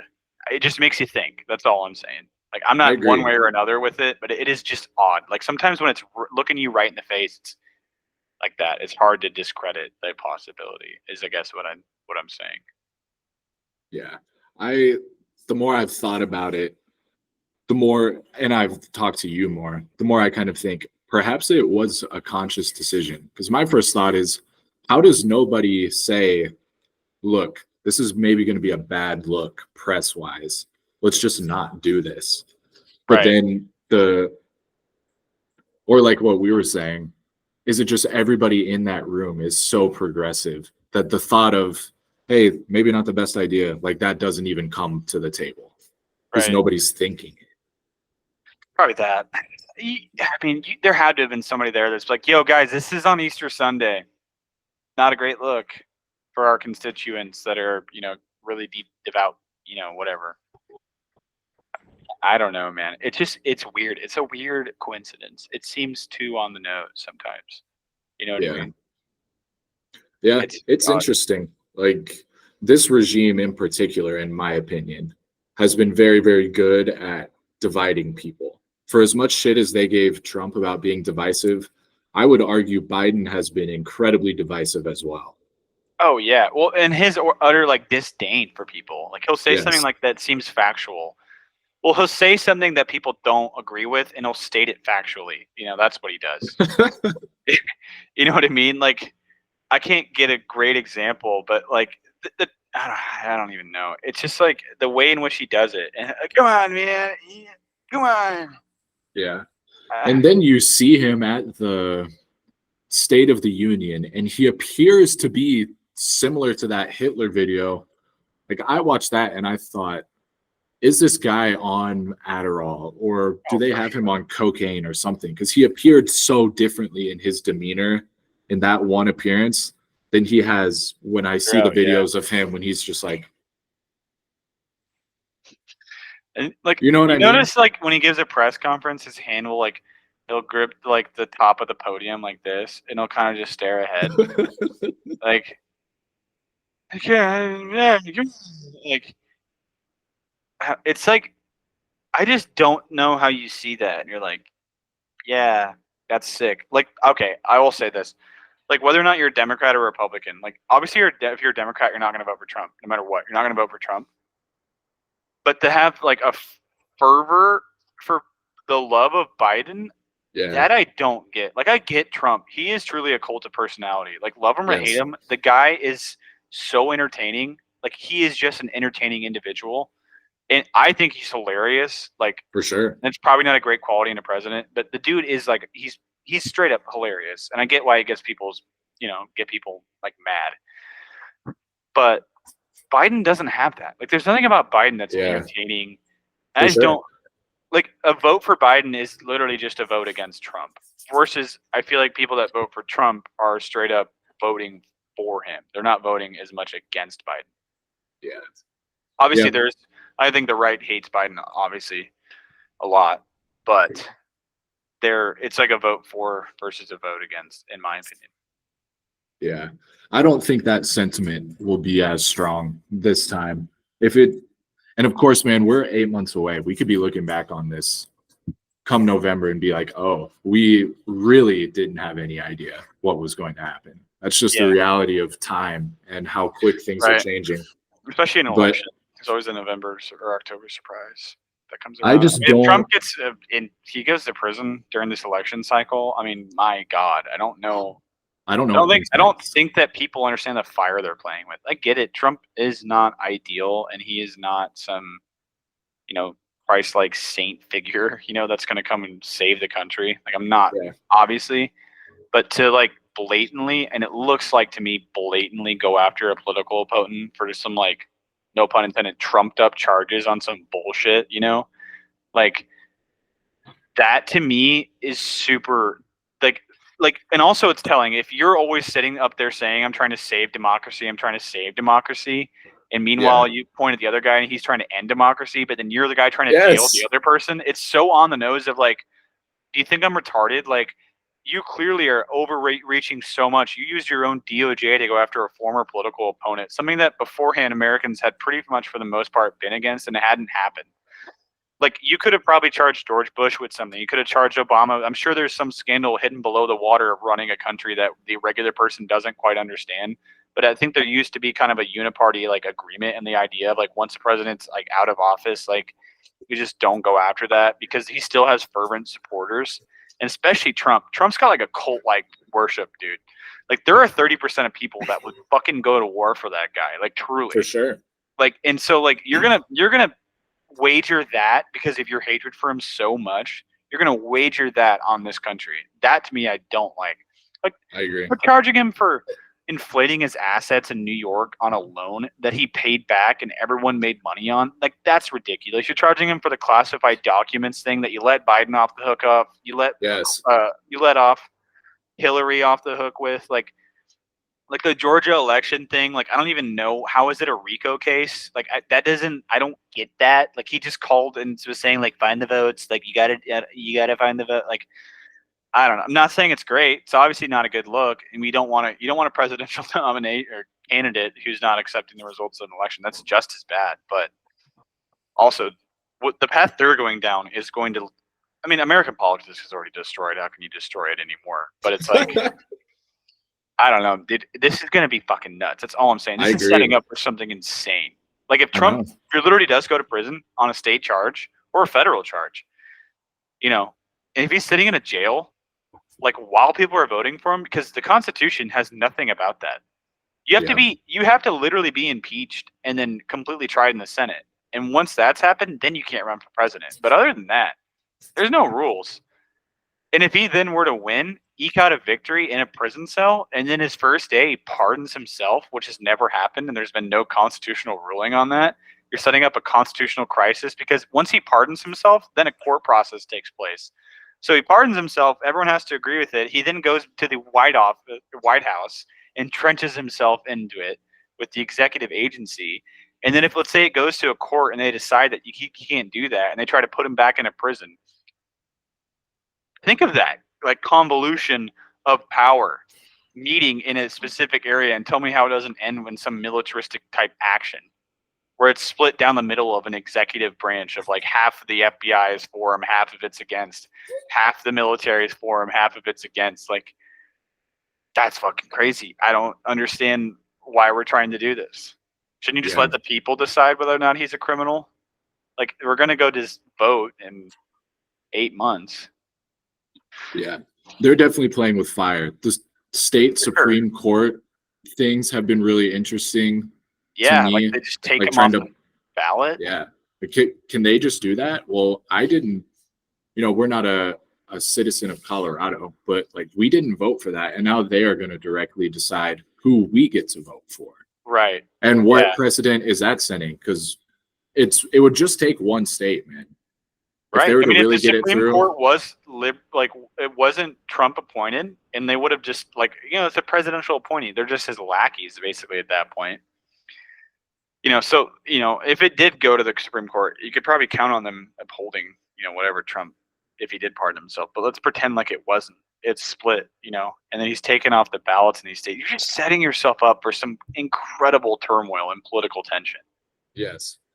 But I will say, in the court's defense, it was a 9-0 decision. Even the liberal justices decided you can't just remove somebody off the ballot. So that shows there is some there is some vestige of that working, because it's an asinine decision. You can just remove somebody off the ballot. Like, that's ridiculous. Like, look, if I am an out and about Nazi, right, and I run for office and I garner enough support, like, you should still be on the ballot. You know what I mean? Even though you are a Nazi, and that's horrific. But that's the way it works. That's how you vote. Well, imagine being a Trump supporter in Colorado at that time, how you would feel. Like, oh, my state Supreme Court is now just deciding that they can delete the candidate that probably 50% at least support. Like, you tell me Alex Jones isn't going to show up on election day with a bullhorn and the Proud Boys behind him and do something? Like, clearly we're setting ourselves up for something, Yes. That's going to happen. And then what's going to happen also is the FBI is going to be sitting there with people inside of the group that infiltrated it, and then they're going to send all of them to prison for 78,000 years after they do one thing. Yeah. They won't stop it beforehand, though. They'll let it happen so they can charge them all. Yep. The Justice Department just completely weaponized against its own political rival. Right. It's absolute insanity, man. Right. And this is America that we're talking about, people. Let's just keep that in mind here. And maybe we feel passionate about we grew up in the America, at least in my opinion, where it did still feel like America. It felt united to an extent. We have these values, and this is what our country is. But since it's been, some people are not playing by the rules that we originally all agreed on. And once that happens, then it becomes a completely different thing. Right. We need to acknowledge that it's a completely different thing. And you don't think that if Trump, let's say, Hail Mary wins, gets into office, beats all these charges, that he's not going to turn around and prosecute all these people? He's going to tell the DOJ to do all this stuff. But there's no written rule about that. The president is the chief executive. He can tell any executive agency what the fuck to do. And then you fight over it in court. But he has power over the executive agency. So it's always been like an unwritten rule that you just don't yet set the DOJ loose. The president is supposed to kind of stay somewhat a part of the Department of Justice. So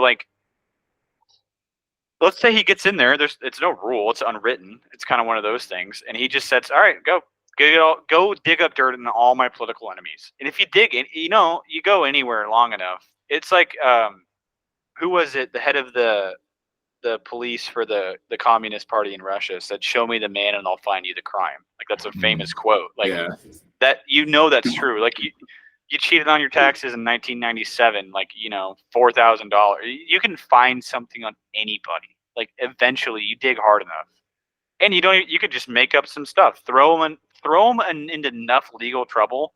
if you find smoke but you don't find fire, throw them into enough legal trouble that they have to spend millions of dollars on lawyers and attorney costs, and then eventually they plead into some arrangement. You know what I mean? Like that's happened to some of Trump's lower guys.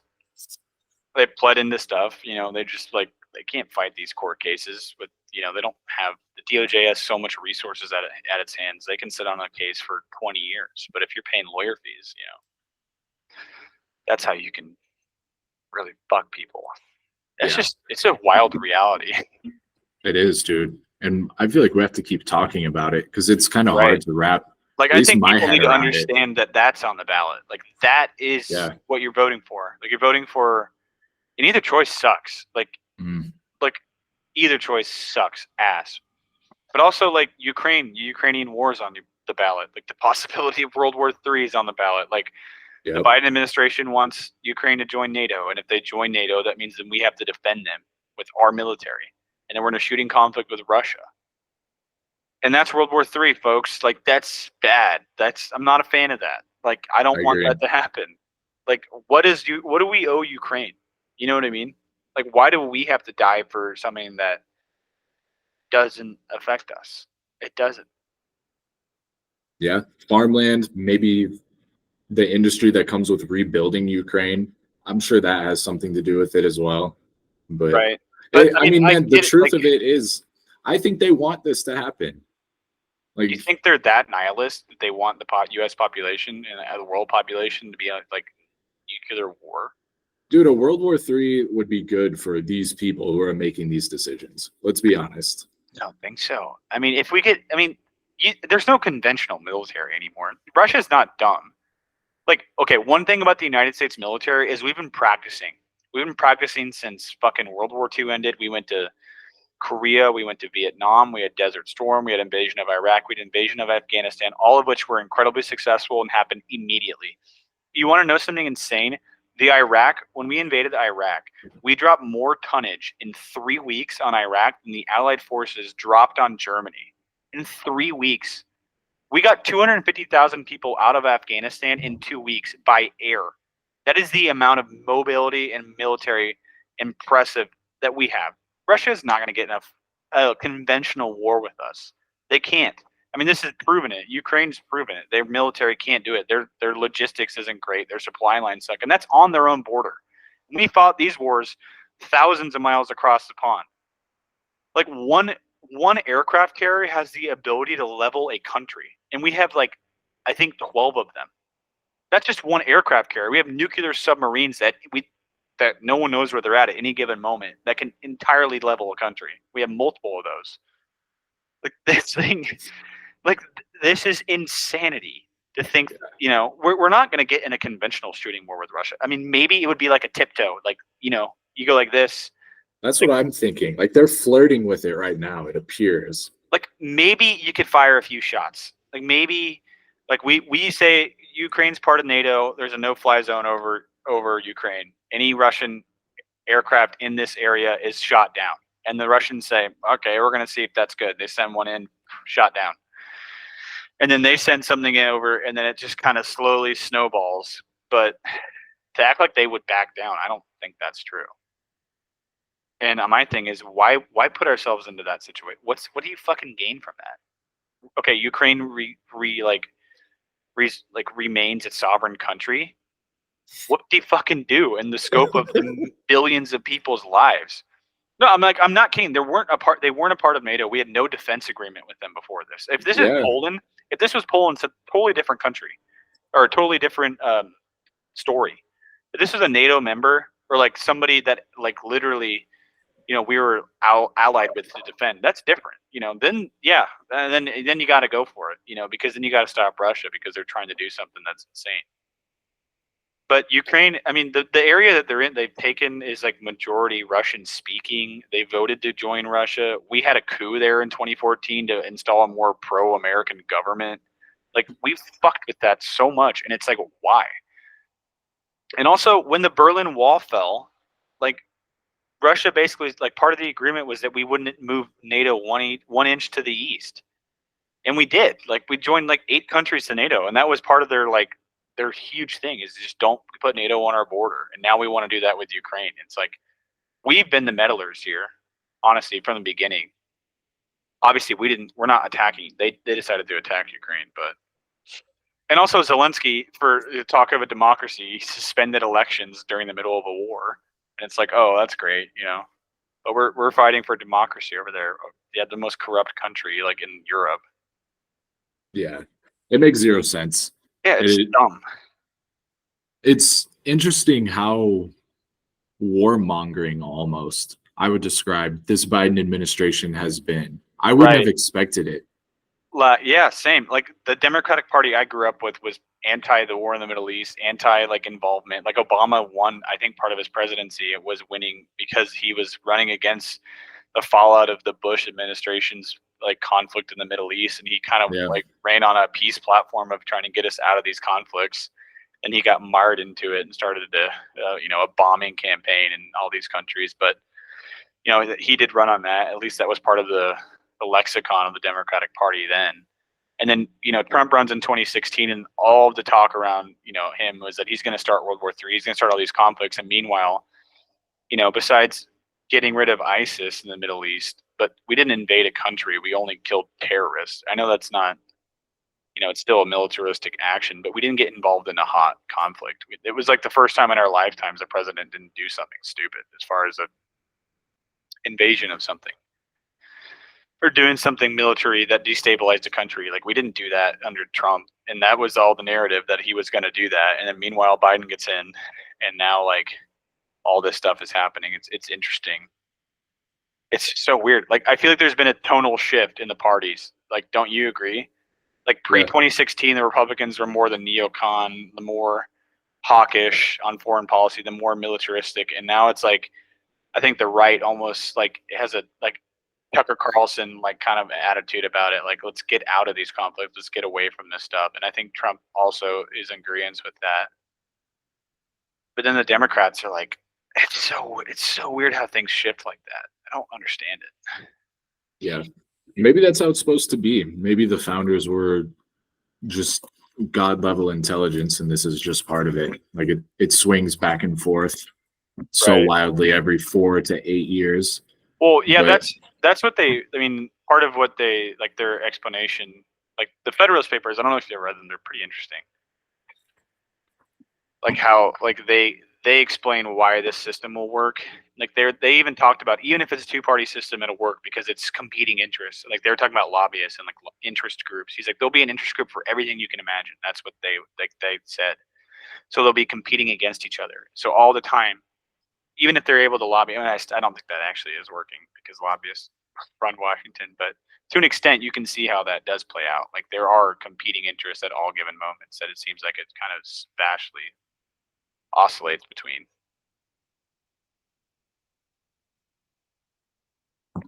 We're interestingly removed from that, though. Like, can you imagine living in Washington, D.C., and perhaps you're a part of that system? Like, for the most part, people like me and you, our interaction with government is pretty close to zero. Or closer to zero. Right. It'd be interesting to be like an aide for like a state representative and just like, do it for a year and see what it's like.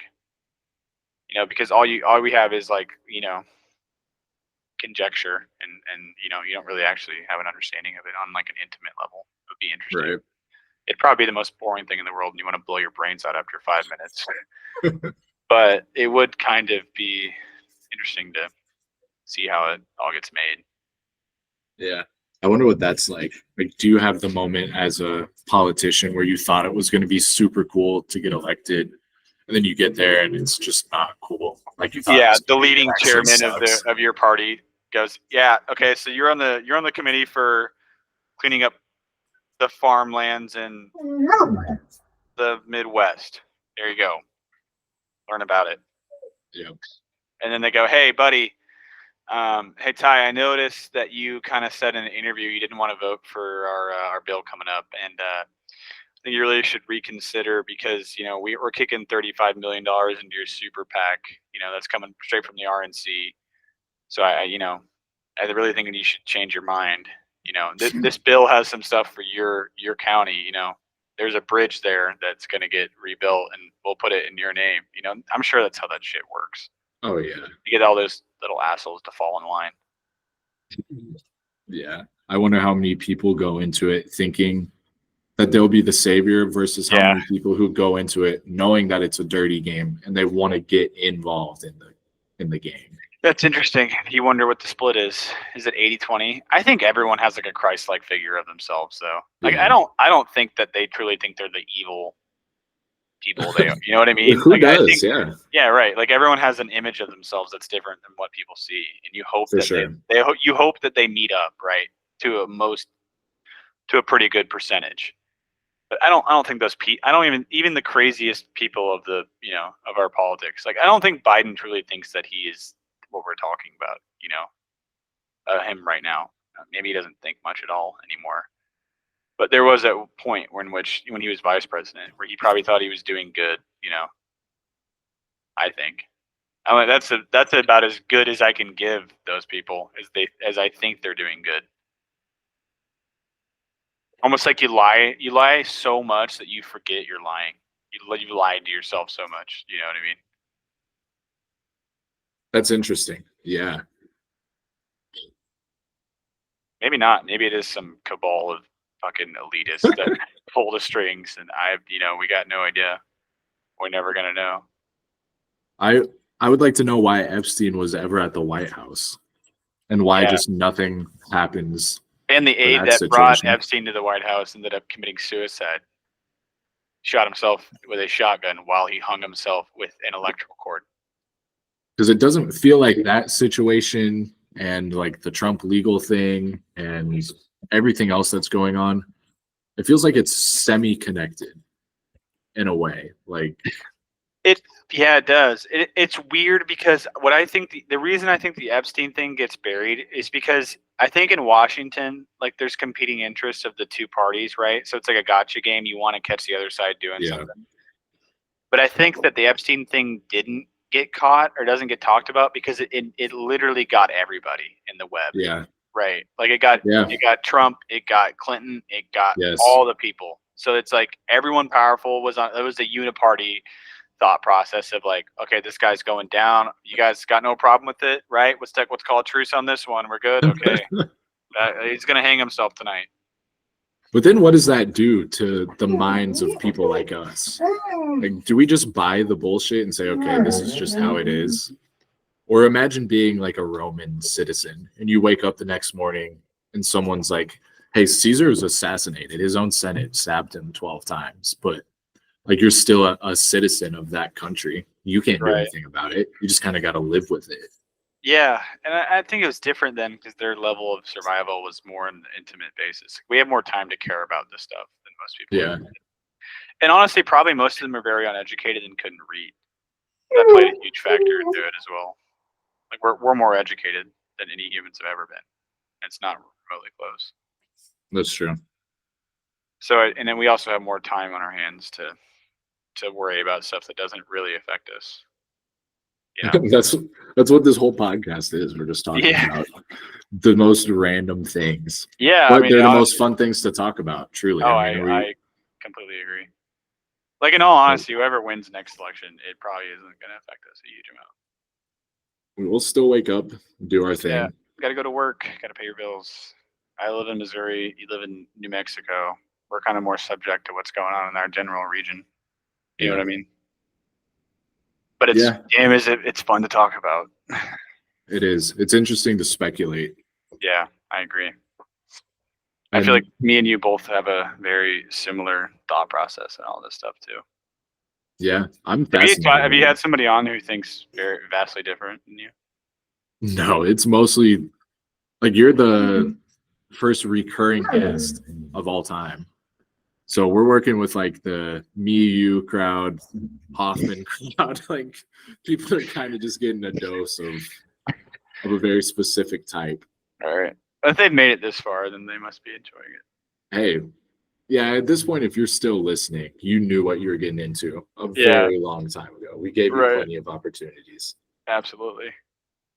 Yeah, I'm interested to see if you keep the trans part in. Honestly, why not? I mean, try it. push, I mean, just the fact that the part that where we have to, where we have to preface it, we're like, oh, maybe we should cut this out. Like, why do we have to have that?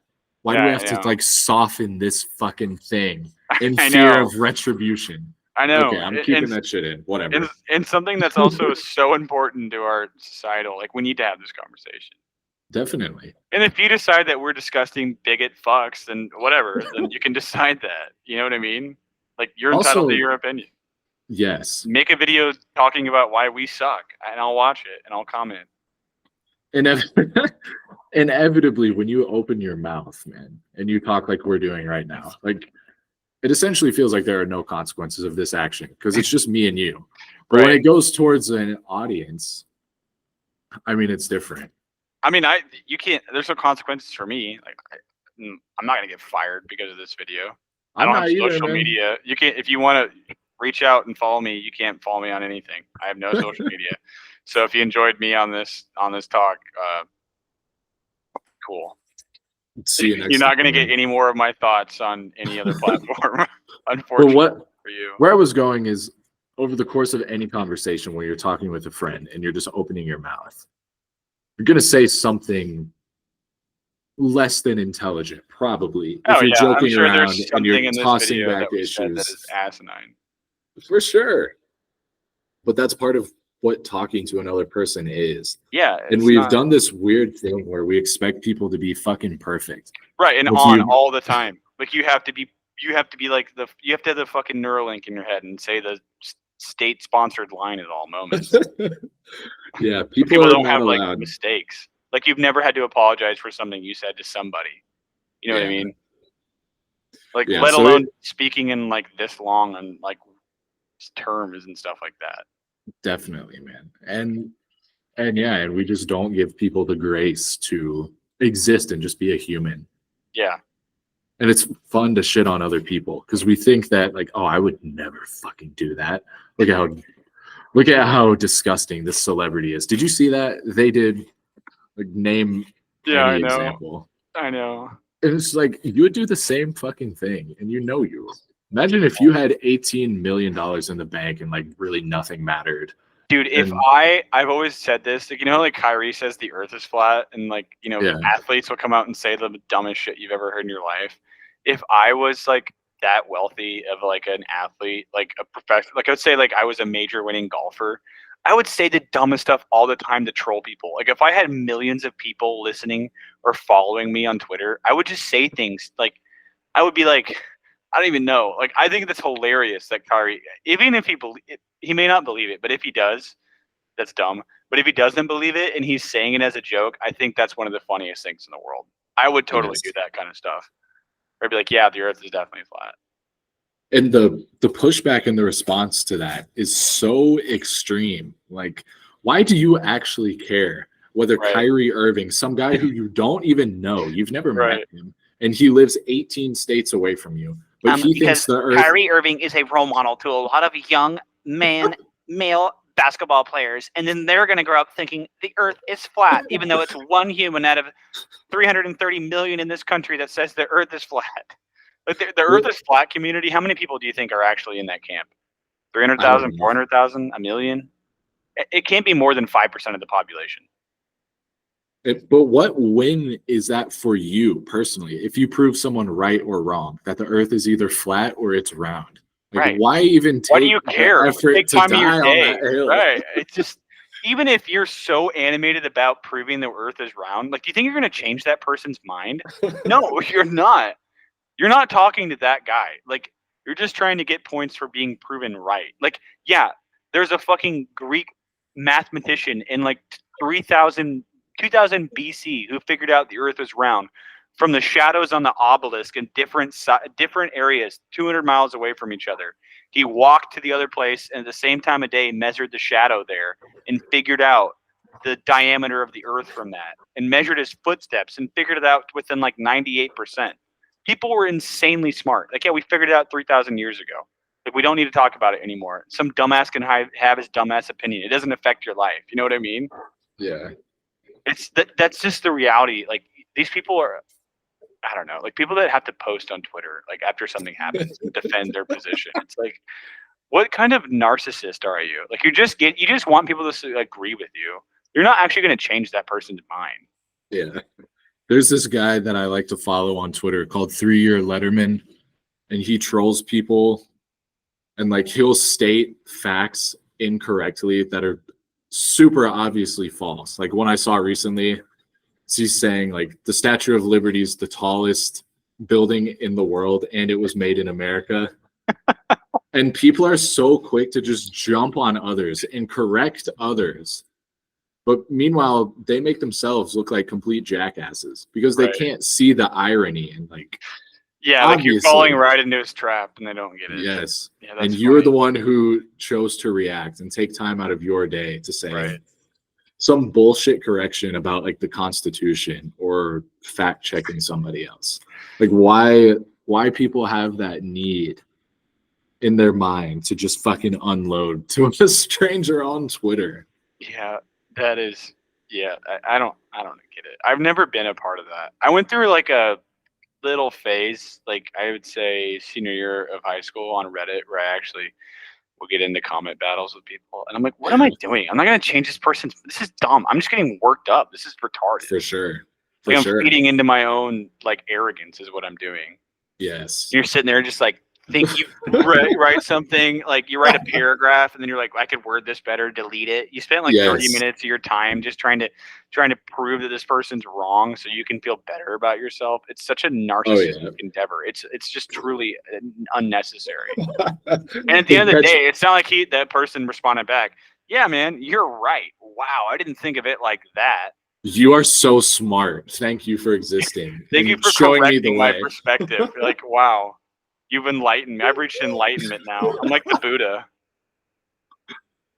Yeah, I've never had that interaction with another human being ever. Yeah. Well, it's just funny because you wouldn't do it in real life. Like, I think most of the times people say something dumb around you. I don't know about you, but I just kind of let it slide. Like, I work with some people that'll say stuff that's just like, they're really, honestly, like intelligent people, but the difference is they're just not well educated. Like, you can tell. Yeah. And they'll say something that I'm just like very conspiratorial, very like, and like, it's just like, okay, you just clearly want to believe in it because you think it's fun. I'm not going to get into this with you. I'm not going to try to be like, I'm not going to go down the rabbit hole of trying to rationalize your opinion. Like, whatever, you know, you're 44 years old, you're set in your ways, you lived your life this way. Like, we as a society failed in educating you. You know what I mean? That's how you should take that. Yeah. You're not going to change that person's opinion. Yeah, and to make it your mission to do so is just stupid. Just to like, you can be like, oh, that's actually incorrect. I don't like people that do that kind of shit. Also, that to be like a living, like to be a political commentator, that like that's all you do all day is like comment on what people say and be like, well, this is actually factually incorrect because of this and that and this. And then someone makes a video being like, well, he said this way, and that actually based on this is that way. Yeah, you know, you bring up political commentators. Like Ben Shapiro has totally lost me in his recent, I don't know if you see any of his content, but he's lost me recently. I feel like he's gone quite overboard. On what's that? Like, I've noted that he's very Israel, like in your face. Oh, I mean, yeah, he's an Orthodox Jew. Yeah, that's definitely like he's got the blinders on. You can tell. I've seen some of the stuff he's posted, talked about. Yeah, to the point where I just no longer listen to that voice or want to have that opinion because it's like he's made it his job to defend the Israeli people. I no longer find that it's neutral. Like he's become like a propagandist for them. Like and like he'll try to find any reason to explain away. Like when they just bombed that aid truck, I saw like a clip of him like, well, actually, you know, it's really hard in war to not kill civilians. And that's the hill that you're gonna die on. Holy shit, that's a tough take. Right, yeah. Like you can't just be like, yeah, this is horrific, this is horrible. So it's a casualty of war, it's stuff that happens, you know. This is why Hamas, I get that perspective. This is why Hamas shouldn't have attacked Israel. I'd be more okay with that perspective. Well, it's just, the Allied forces in World War II had like a 10-to-1 civilian casualty rate. The Israelis only have a 4-to-1 casualty rate. Like, we're doing it better. It's like, everything needs to be like a factual, like analytical conversation, because clearly I think the perspective on that conflict, Gaza, Israel, isn't that this is a factual intellectual conversation. It's just it's a gut feeling. Like, I don't know. There's a video you can watch that the Israeli government put out of a drone strike they did on these Palestinian people. It's like the most disgusting dystopian thing I've ever seen in my life. To think that I can live in a state of existence like this, and those people live in a state of existence like that, is truly mind blowing. But it's a bombed out city. Like, it's like a 10,000-foot view, essentially, like zoomed in on the people, and you can tell that just a bombed out city, rubble, concrete, no green, nothing. Like, to live in an environment like that, let alone, would be a mind fuck.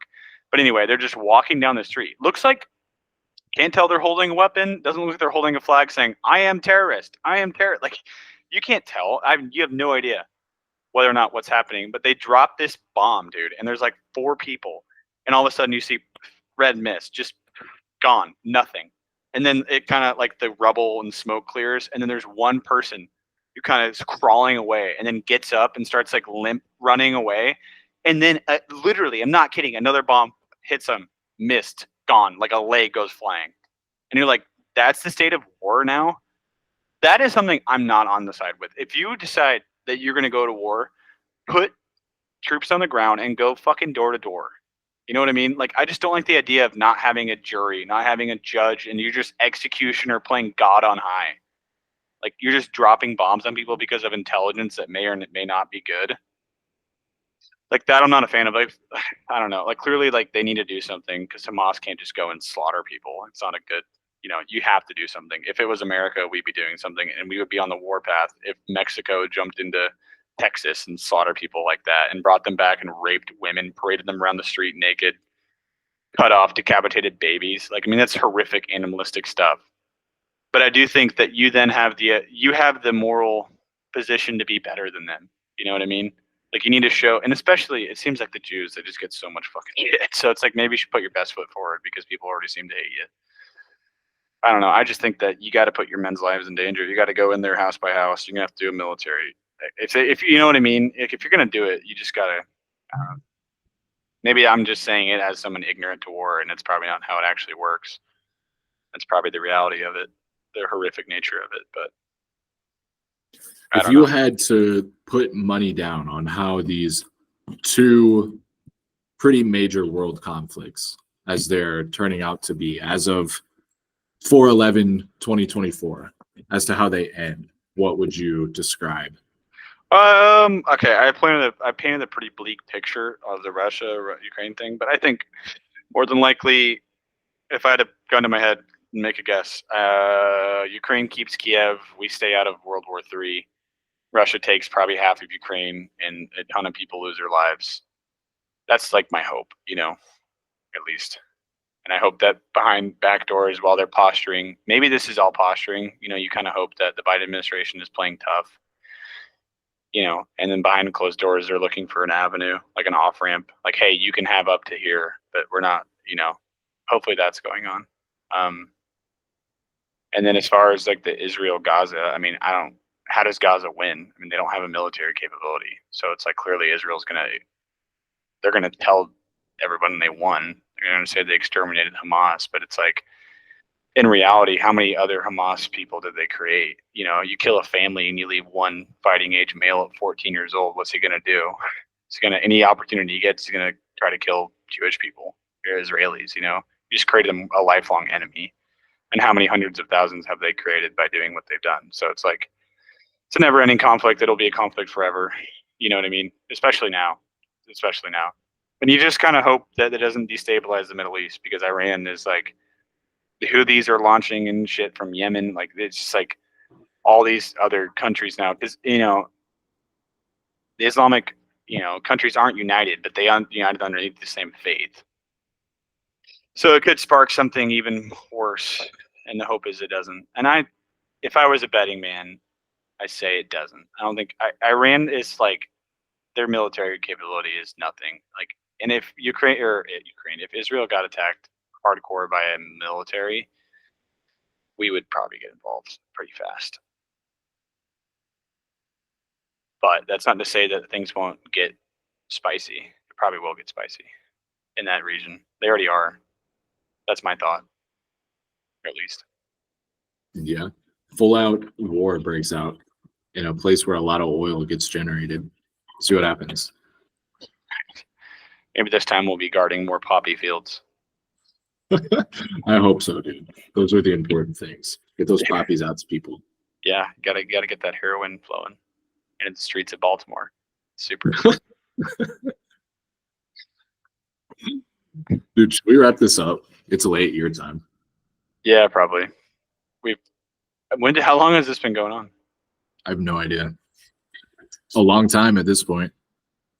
I think we started at like 6:45. Damn, dude. If people are still listening, they're troopers. Yeah. Shit. I think you're the only person I can talk to for like 3 hours, and it just goes by. Same. There's no lulls, the two. Just it flows well. Yeah. I listen to podcasts, man. I think I like ours better than anybody else's right now. I agree. I think it would be difficult if we did it all the time because you'd have to retread a lot, and that would be hard to like continue. You know what I mean? Like that's what For sure. like when people do it 5 days a week. That would be difficult. I agree. But they have guests on, so I mean that helps. You know, they have different opinions on stuff like that. So yeah, man. Thank you for doing this. yeah, not a problem. It's always a good Had a time. good time. Yeah. Hopefully it's well received and doesn't get stricken off of YouTube. We'll see what happens. Either Yeah. way, dude, I'll be in touch. All right. Well, it's good catching up. Love you, dog. For sure, man. Love you too, brother. Peace. All right. Peace out.